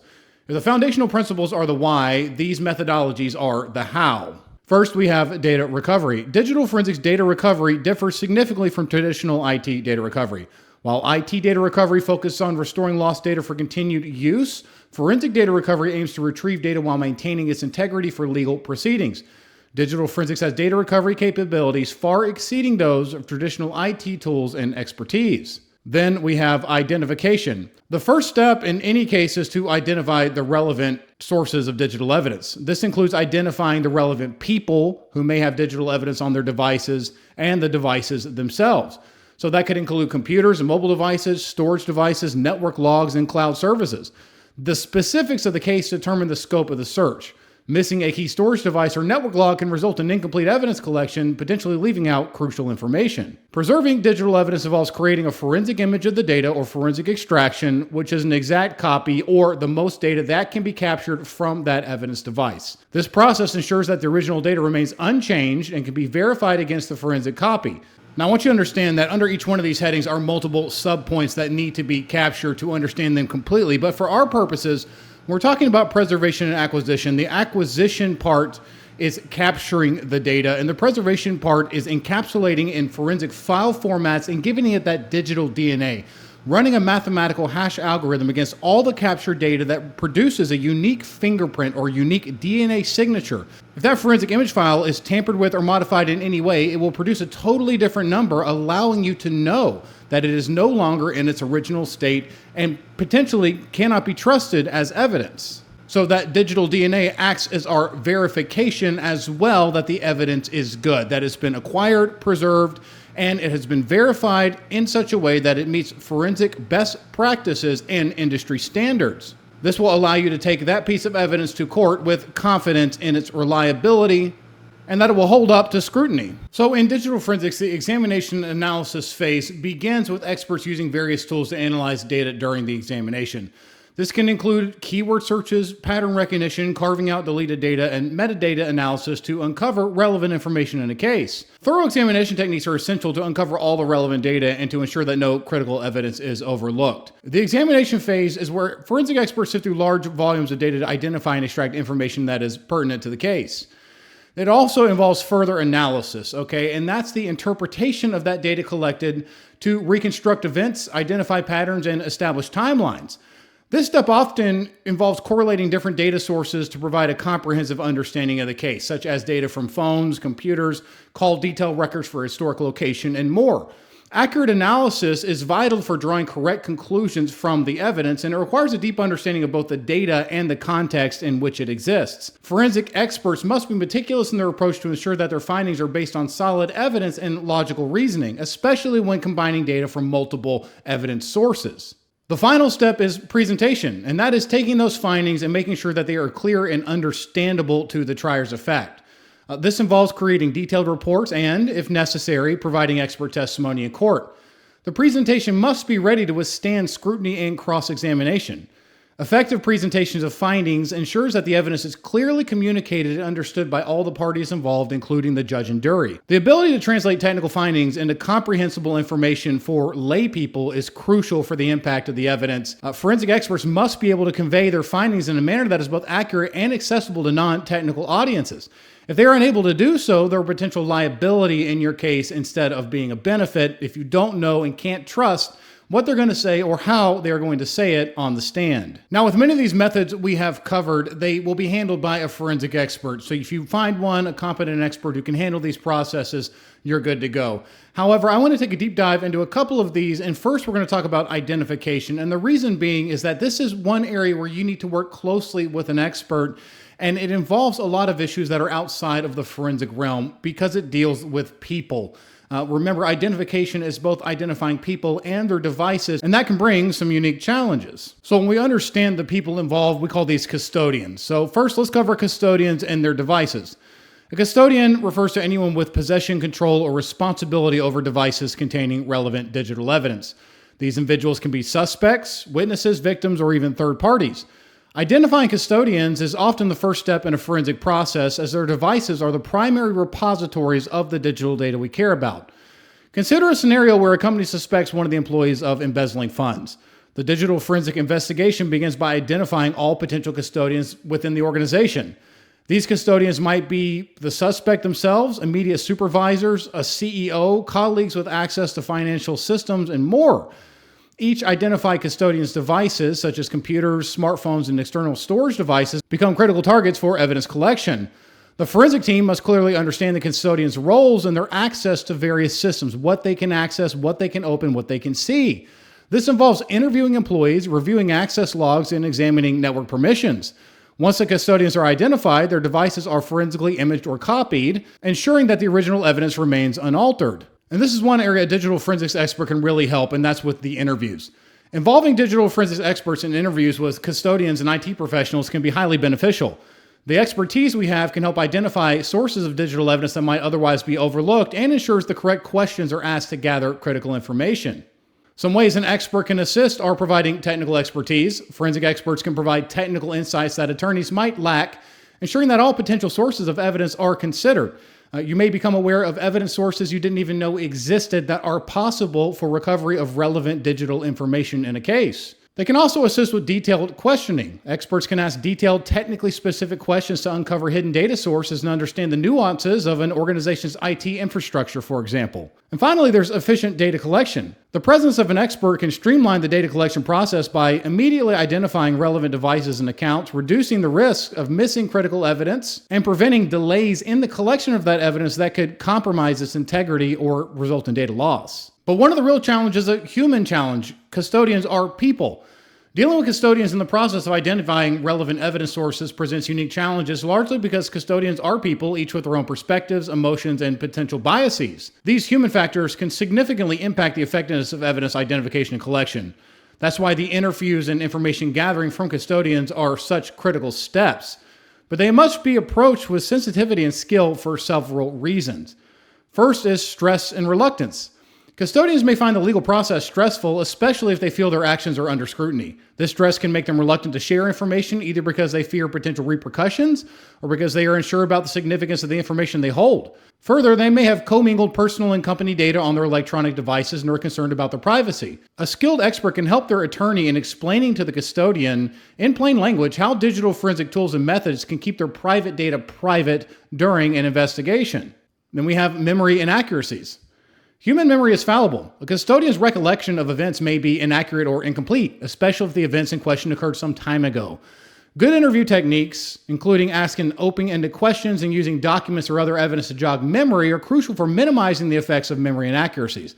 This is why counsel and digital forensic experts should work closely in the identification phase. Other potential leads can be discovered by examining documents, timestamps, messages, and other information that has been determined relevant. These leads can be used for follow-up interviews with custodians to assist them in accurately recalling activities or to jog their memory on where or how they might have accessed or stored relevant data. And then there's the challenge of bias and misinterpretation. Custodians may have unconscious biases that affect how they interpret and relay information. They may also have personal or professional relationships influencing their willingness to disclose information fully and accurately. Interviewers must be aware of these potential biases and craft questions to minimize their impact. An example is fear of technology. Some custodians may have limited understanding of the technology involved in a case or fear that their lack of technical knowledge could reflect poorly on them. This fear can hinder open communication. Alternatively, their lack of technological sophistication may lead them to believe that the efforts by counsel and experts to identify and collect relevant evidence are less like how it is in real life and more like a high-tech crime show they watch on weekdays or the latest Apple or Google conspiracy theory they read on social media. Interviewers must reassure custodians that their role is not to assess technical expertise or to do anything outside of a particular case's limits. Instead, the only objective is to gather facts and that all information, regardless of how technically involved it is, has limited scope and use to the case at hand. And there are also legal, religious, and ethical concerns. Custodians might have objections on religious, ethical, or legal grounds. They may be concerned about the implications of disclosing certain information or have certain perspectives they hold as foundational beliefs. For example, an employee who identifies as a sovereign citizen might argue that they're not subject to the same rules and regulations that govern the company and its employees. They might present documents filled with legal jargon and citations of obscure laws to exempt themselves from participating in the audit. Another example could be an employee with strong religious beliefs who is torn between complying with legal requests for documents and adhering to the privacy principles of their community. These complex situations are best handled on a case-by-case basis and under the guidance of pre-identified and vetted digital forensic experts who have excellent interviewing and interpersonal skills, who can work in conjunction with the attorney to give ease to that custodian as much as possible so you can get the relevant information and compliance as needed. The last human element we need to talk about is interviewing IT professionals. The IT department is the gatekeeper to much of an organization's relevant digital evidence, and their expertise can reveal the digital pathways custodians have traversed, including email communications, network access logs, and electronic document storage. By consulting IT, examiners can uncover a custodian's digital footprint, including the device usage history, changes in equipment, and access to servers and cloud-based resources. This technical insight is critical in navigating the digital evidence landscape. Interviewing IT professionals within the organization is crucial in determining where custodian data is stored and how it can be accessed. IT staff have detailed knowledge of the organization's network architecture, data storage practices, and security protocols. A digital forensics expert is going to have an understanding of IT and what they do and knows the right questions to ask. It is difficult to stress the importance of this when you're talking about any type of collection at a facility that has a dedicated IT department or even uses a third-party IT department, because so much can be lost in translation as they are talking technical and you are talking legal. That is why a digital forensics expert acting as an in-between and a translator in both directions can be so incredibly beneficial in these types of cases. But what about situations where the IT professional themselves are the ones in question or are a custodian of interest? For example, if there's a concern that the IT professional might be involved in some form of employee wrongdoing, their access and knowledge of the systems may make them a unique liability. In these cases, it's best to rapidly limit their access to the organization's systems, both physical and via remote access, until the relevant data is forensically copied and preserved. Since an IT professional has advanced technical knowledge, including the ability to obfuscate or truly delete data, a digital forensic expert should be a part of this process from the outset to aid counsel in ensuring relevant data is located, protected, and preserved in these situations. Now, there's much more that could be said about identification and how to ask the right questions. If you'd like, you can send me an email and I'd be happy to provide you with some sample questionnaires for IT professionals and for custodians. So at this point, we've covered many of the foundational elements of digital forensics, from what is data, what is digital evidence, down to what are the specializations inside the field itself. Now we're going to talk about the subdisciplines. What are the different things, the different types of evidence we examine as digital forensics experts? Now, I think you have an understanding at this point that there's a tremendous amount of digital data out there and that digital evidence truly is everywhere. And each subdiscipline has many facets that make it unique. However, I find the best way to explain these is through case examples. So we're going to go through these sections and we're going to look at some different cases to see how we put boots on this data and make it work for us. I like to start with this case example in particular because what we're going to see are snippets from the plaintiff expert's report. And this one we were retained by the attorney representing the trucking company to assist in this case. And the expert the plaintiff brought to bear to try to say an accident was caused by the driver distraction on the behalf of the truck driver, okay? So the evidence they used to say that the driver was distracted, and the reason I start with this one is they used evidence from multiple sources. A holistic approach is what they attempted to do. One, they used call detail records, which are like a super phone bill, okay? Then they also used the driver's logs, combine those together, which we'll see in a minute, to do what's called a lifestyle analysis, and then data extracted directly from the cell phone itself. Now we're going to start with the data from the cell phone itself, okay? The first claim they made was that the driver was on the phone and actively using it at the time of the accident. The reason they said this was because the album cover changed from one artist to another in iHeartRadio leading up to the accident moments before. Now, let me ask you a question. If you've used Spotify or WhatsApp or iHeartRadio or any type of Apple Music, any music application, what happens when it switches from one artist to another? Did you have to make the album cover change, or does it do it automatically when it switches from one artist to the next? It happens automatically, right? So we showed that, we tested it, we proved it. That goes out the window. They can't use that. That's shown to be an automated function of the app and has nothing to do with the user. Next, though, they took the driver's logs like you see here, combined those with the phone records in an attempt to create the following: a driver's log versus phone records analysis to create this, which is a sleep gap analysis for the driver. So, for example, on Sunday here, June 8th, we would see that the largest windows of time the driver could sleep, according to the plaintiff, would be 2 hours and 23 minutes, an hour and 30, and an hour and 16 minutes. So this odd phasal sleeping system, which would be highly problematic, right? You don't need a truck driver on the road with that little bit of sleep in a phasal sleeping system like that. However, with digital evidence and in digital forensics, a lot of times the devil truly is in the details, and that is the case in this particular example, because this plaintiff expert included incoming activity as activity you have to be awake for. Now, let me ask you a question. How often have you gone to bed to wake up to a bunch of emails and text messages, perhaps even emergency messages or whatever else? You were not awake for that. You cannot include incoming activity as a part of this analysis, only activity that is user-generated or something a user is doing from the phone. So when you pull all that out, all that incoming activity, this driver had a completely normal sleep schedule, completely in compliance with how he needed to be doing. So this was a good outcome for the defense in this case.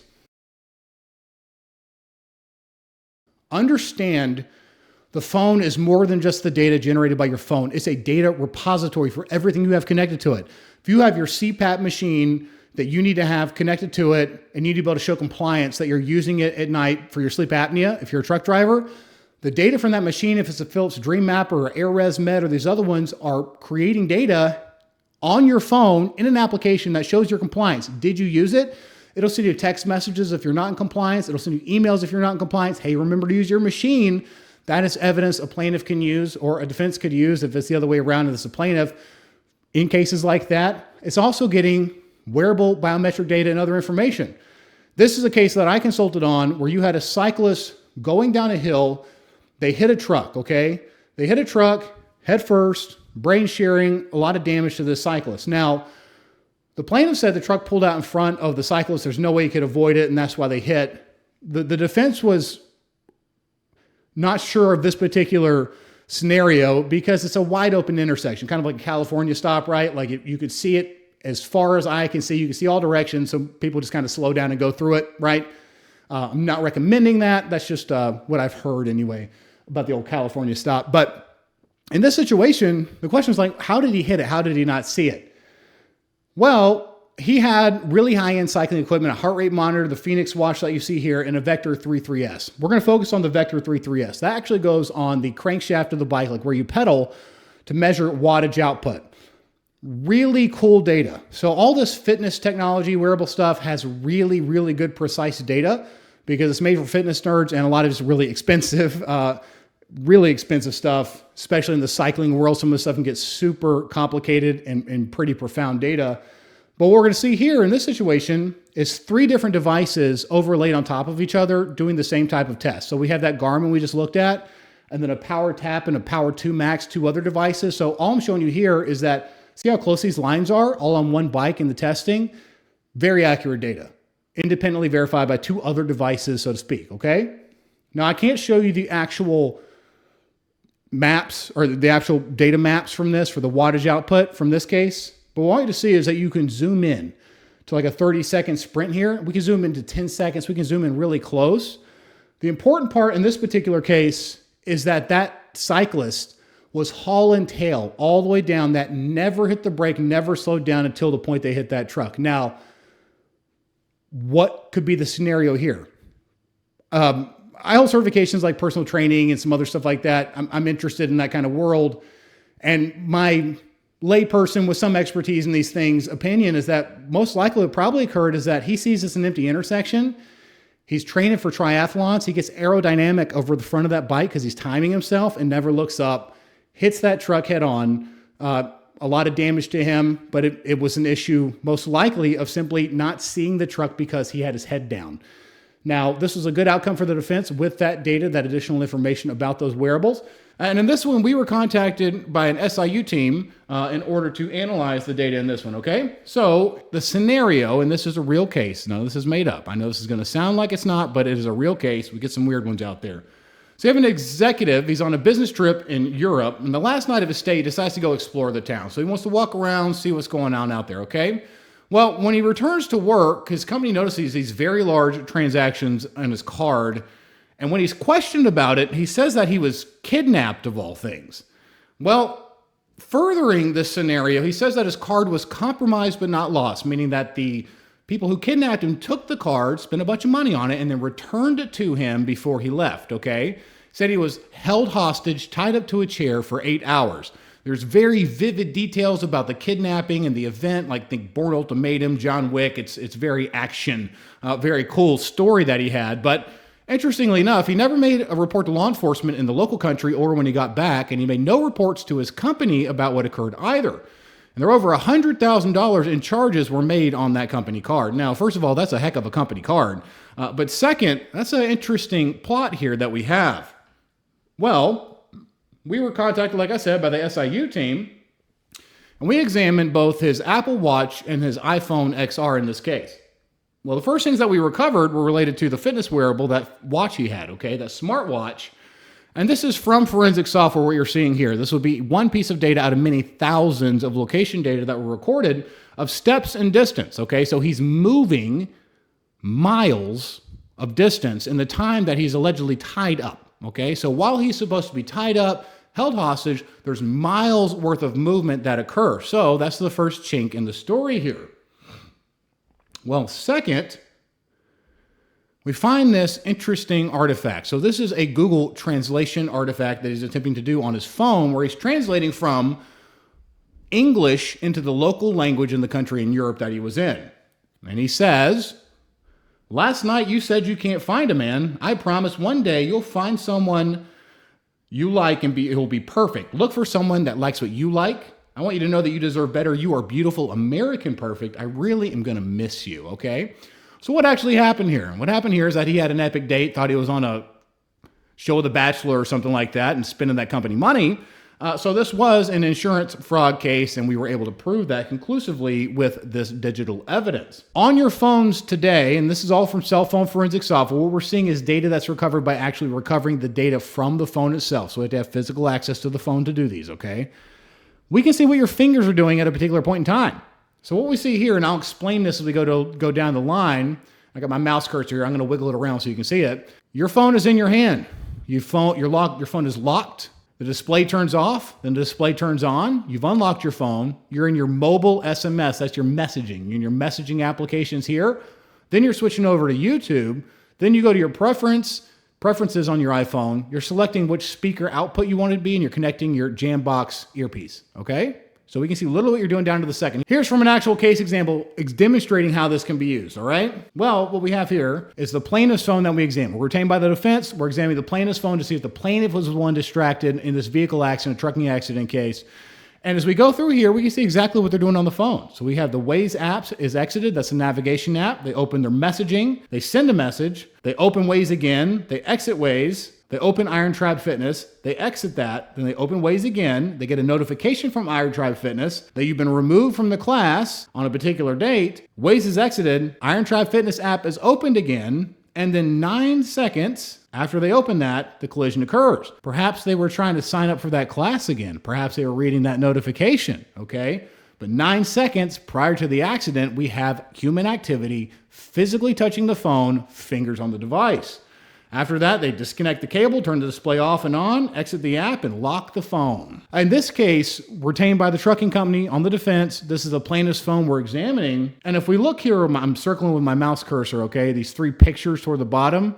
We have that first picture taken, and what's happening here is that you have the plaintiff riding behind an 18-wheeler with their phone in their hand, trying to take a picture of their pill bottle so they can upload the picture to refill their prescription, okay? So that first picture is blurry, no good. The second picture, a little blurry, no good. Third picture is perfect, and then they go to click upload to upload that to their application, and at the same time, they go into the back of the 18-wheeler, are decapitated, and die instantly. So, sad case, but was the truck driver distracted? No, it was the plaintiff. This was a fire origination case that we did, okay? And in this one, we're able to show that it was an arson because we were able to recover the video from this burned up surveillance system. So how does that work? Well, this is interesting in that it's a little different than some forms of digital forensics if you're familiar with this. When you're recovering surveillance video, especially when that's on a hard drive like this, what has to happen is you can't just simply take that hard drive and make a forensic copy and load it into forensic software and look at it in many cases. What has to happen is you have to take that damaged unit, let's say it's been burned up, you have to take it, pull the hard drive out. And a lot of times the data on that hard drive is just fine, okay? The controller board on the back may be damaged. So you have to go find a hard drive of the exact same type, exact same make and model and year usually, replace the controller board from the working hard drive to the damaged hard drive, then you make a forensic copy, then you extract the data forensic copy onto a hard drive like it's normal data again, then you have to install that hard drive into an exemplar or the exact same CCTV or DVR, digital video recording unit, that the original was. So you had to go find one that's exactly the same. A lot of times you're having to find them on eBay or the rest, especially if you've got like a surveillance system in a gas station or a mom and pop store where they're buying some like at Costco or off the internet. So you go find that exemplar unit, put the drive into there, and then you have to export the video from the software interface that's designed for that product, okay? Because a lot of times these are based upon proprietary file systems and more, okay? Here's another example of a case right here. This is 2 gentlemen walking back to burglarize a place, right? But what are they caught by? They're caught by the neighbor's doorbell camera. You see it right here. And even if someone tries to destroy that video in modern video systems today, which is really great because we're able to pull this down with just the credentials and get the video and secure it in a forensic file format that's tamper-proof and the rest. This is a gentleman who's broken into a home and he sees that he's being recorded by this camera system. So what does he do? He goes in and he tries to smash it, smash the camera. Well, that may work in Hollywood, but it doesn't work here because that video is being recorded and uploaded to the cloud immediately. So even if, for example, this house was burned down, that video footage would still be recoverable if they have an account where that data is being synced to the cloud within a certain time frame. This is critical for both the hard drive-based system and for cloud-based systems. Most of these are on a rolling basis of time. So you have perhaps 30 days or 2 weeks sometimes to get that video footage before it's gone. I know we're talking forensics and deleted data recovery and the rest of the day, and yes, we can do that on some of those systems, but many of them work in this way, okay? You have that video that's written, and as new video is recorded, it records over top that, okay? And overwriting data with new data is true deletion. So it can truly delete that video footage so it's not recoverable. It's actually completely gone. So it's imperative that if you think there is a camera in the vicinity or in the property or around the property, or someone had a doorbell camera that's nearby, whatever like that, that you try to get that video preserved as soon as possible because it will go away. Your car can act as a data repository. So data from your phones, when you hook it up, backups from that, online accounts, vehicle information can all kind of get sucked in to your car. So you have your smartwatch recording data that then goes to your phone that can end up in your car. You have camera data that can be in your phone that ends up in your car, computer, phone to car in the same way. It kind of acts as a big repository in a lot of ways. And it's very hard to delete this data. To get this data off of a phone right now, you pretty much have to take it to a dealer and get a factory reset. There's really no other way to do it. And this is from a rental car right here. And we can see in this rental car in the forensic software we have for vehicle IVI or infotainment vehicle forensics, we have Aaron's phone, an iPhone, Jennifer's phone, Lexi's phone, Sarah Lee's phone, Will Jace Herondale's phone, all these phones that have been connected. If we expand out those little check boxes you see, we're going to see data like this from each phone. 70,000 track points of location activity, 70,000 points of where you're at a specific time, how fast you're going, and more. So that's location data coming out your ears with these cars right now. It also is recording where you're traveling and the location, even if you have no location set. It's just recording as you go on many models of vehicle. And we can animate those track logs and see the speed and where you're going and the rest in forensic software just like this.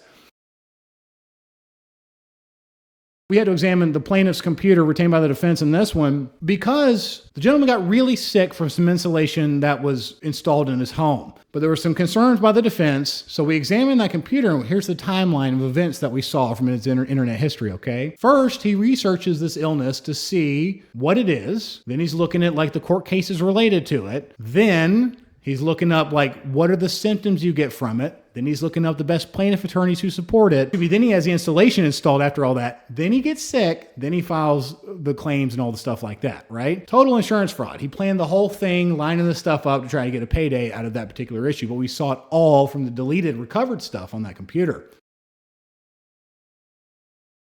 This is an arson case that we worked on. In this particular case, the SIU team contacted us because they were concerned about where the husband was when this fire happened. They just wanted to know, was he in the area of the house? And this is using cell site location information. So call detail records, right? Those super phone bills, which have the date and time calls and messages occurred, also contains the cell tower you're connected to. Now, this doesn't put somebody in a driveway. You can think of it like this. I'm gonna draw a picture with my hands here on my little screen. You can think of it like a peace sign, right? So you have like the circle, you get the peace sign marks in it. You can put somebody typically within one sector of a cell tower. So you have that peace sign, it's one of those wedges. So we got a wedge right here, and that's the sector pointing toward the house of this particular gentleman, okay? And why was the SIU concerned? Well, here's why the SIU was concerned. He sends his wife and her best friend on a cruise, okay?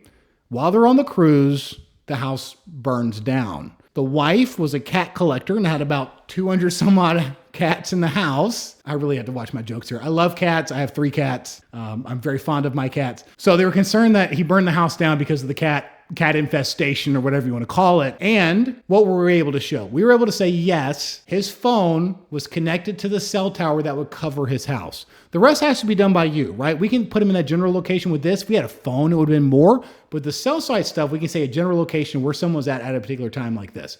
Now, if you had multiple locations, this gets even better, like multiple spots where there might have been a fire, and we can put the phone at all those. That really correlates evidence. But if he said, no, I was across the state, I was in a different city, I was down the street, like down the highway or something, like, no, you weren't. Your phone at least wasn't. Your phone was connected to the cell tower covering your house. Here's an example of Google location data, okay? So you see these pins in here. This is someone in a place he's not supposed to be for criminal reasons, But all these pins are super precise, putting somebody at a particular location. If we clicked on them, we'd see dates and times and all the rest of the information that goes with it. One more example here too. This is a accident case, an alleged accident case, because someone's claiming they were hit by an 18-wheeler, damage to their vehicle, and they were hurt. Yet, when that occurs, the truck is 24 miles away in New York City, okay? I don't know if you've been to New York much, but I don't know if you're going 24 miles in 5 minutes distance traveled in New York City in anything but a rocket. One final one. This is a Lyft driver assault case we worked on. In this particular case, they're saying that it was an actual Lyft driver that committed a sexual assault on a lady who got in the vehicle. But we see where the vehicle is at in this one, the first, second cell. See the incident location kind of in the middle where the assault is right here. Well, the vehicle is using the first cell and the second cell over here, towers, and over on the side, and you can kind of see where the vehicle's at if you look at the screenshot. So we see that over here. I'm kind of circling it with my pointer. The big purple arrow is where the vehicle's at. When the incident happens, the car is way in a different spot, okay? So what actually happened is somebody pretending to be a Lyft driver who got an unsuspecting young lady in the vehicle and then assaulted her. We've done multiple Uber and Lyft cases where it's alleged it was the driver doing the sexual assault. I've never had one of those where it actually was. It's usually somebody pretending to be an Uber or Lyft driver. So check the license plate. I use them all the time, Lyft and Uber, great services. Just check the license plates, okay? And make sure the driver is the same person who was supposed to be. Well, in this case, I was retained by the criminal defense attorney whose client was charged with 4 charges of assault. The primary source of evidence used by the prosecution to substantiate these claims was an audio recording between the defendant and his girlfriend.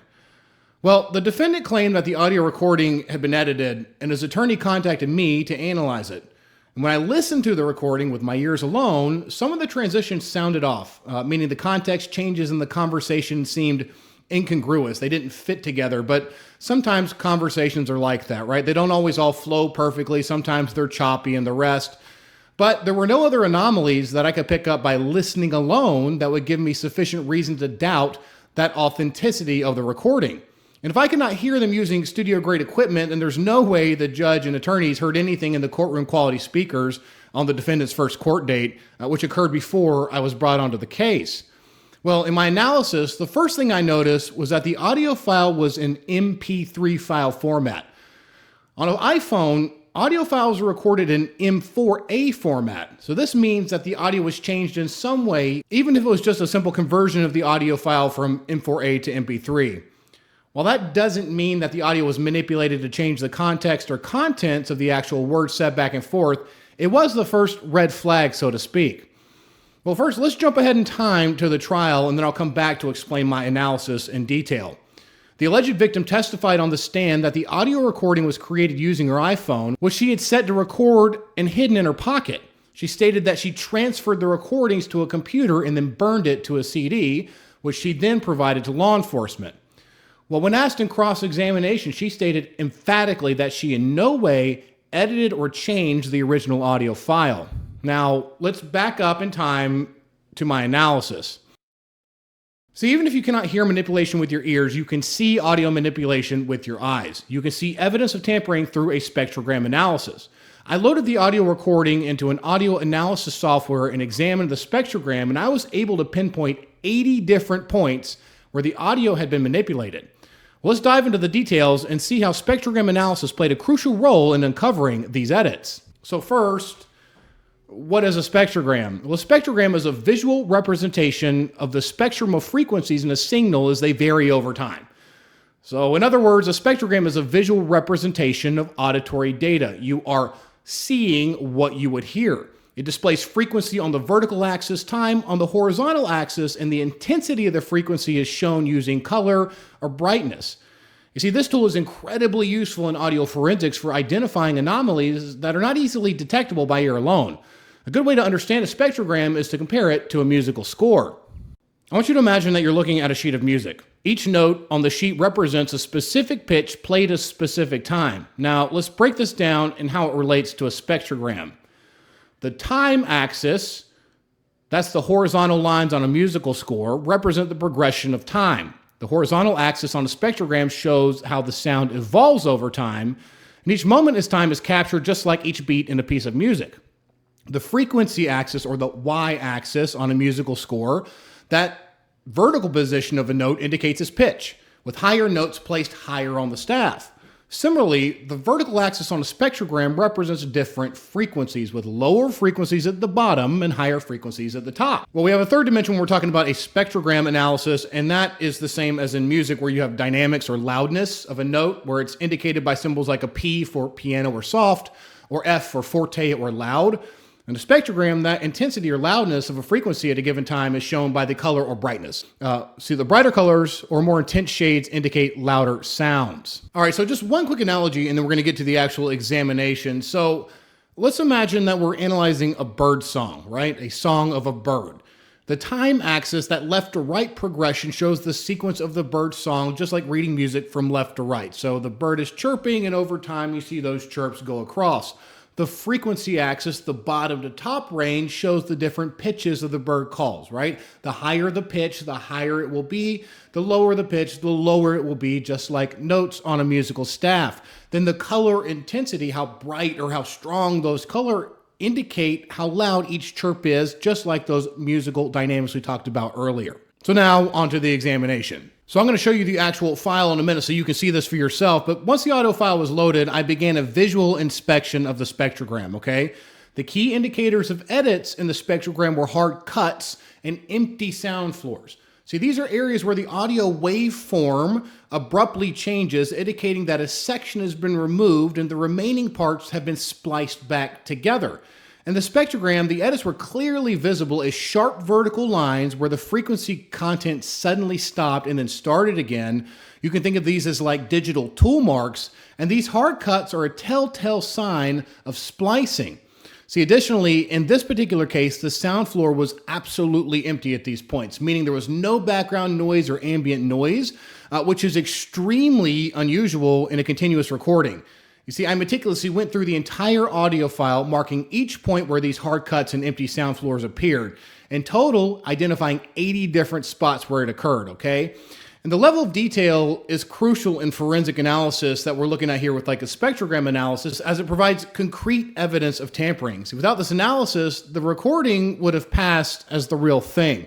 All right, so let's take a look at the actual spectrogram analysis that I performed. So as you watch this video, this was a demonstration I had ready for trial, the video I made, where you're going to see the spectrogram going across in time, and then every spot where there was an edit, I have a red arrow pointing up to that section, okay?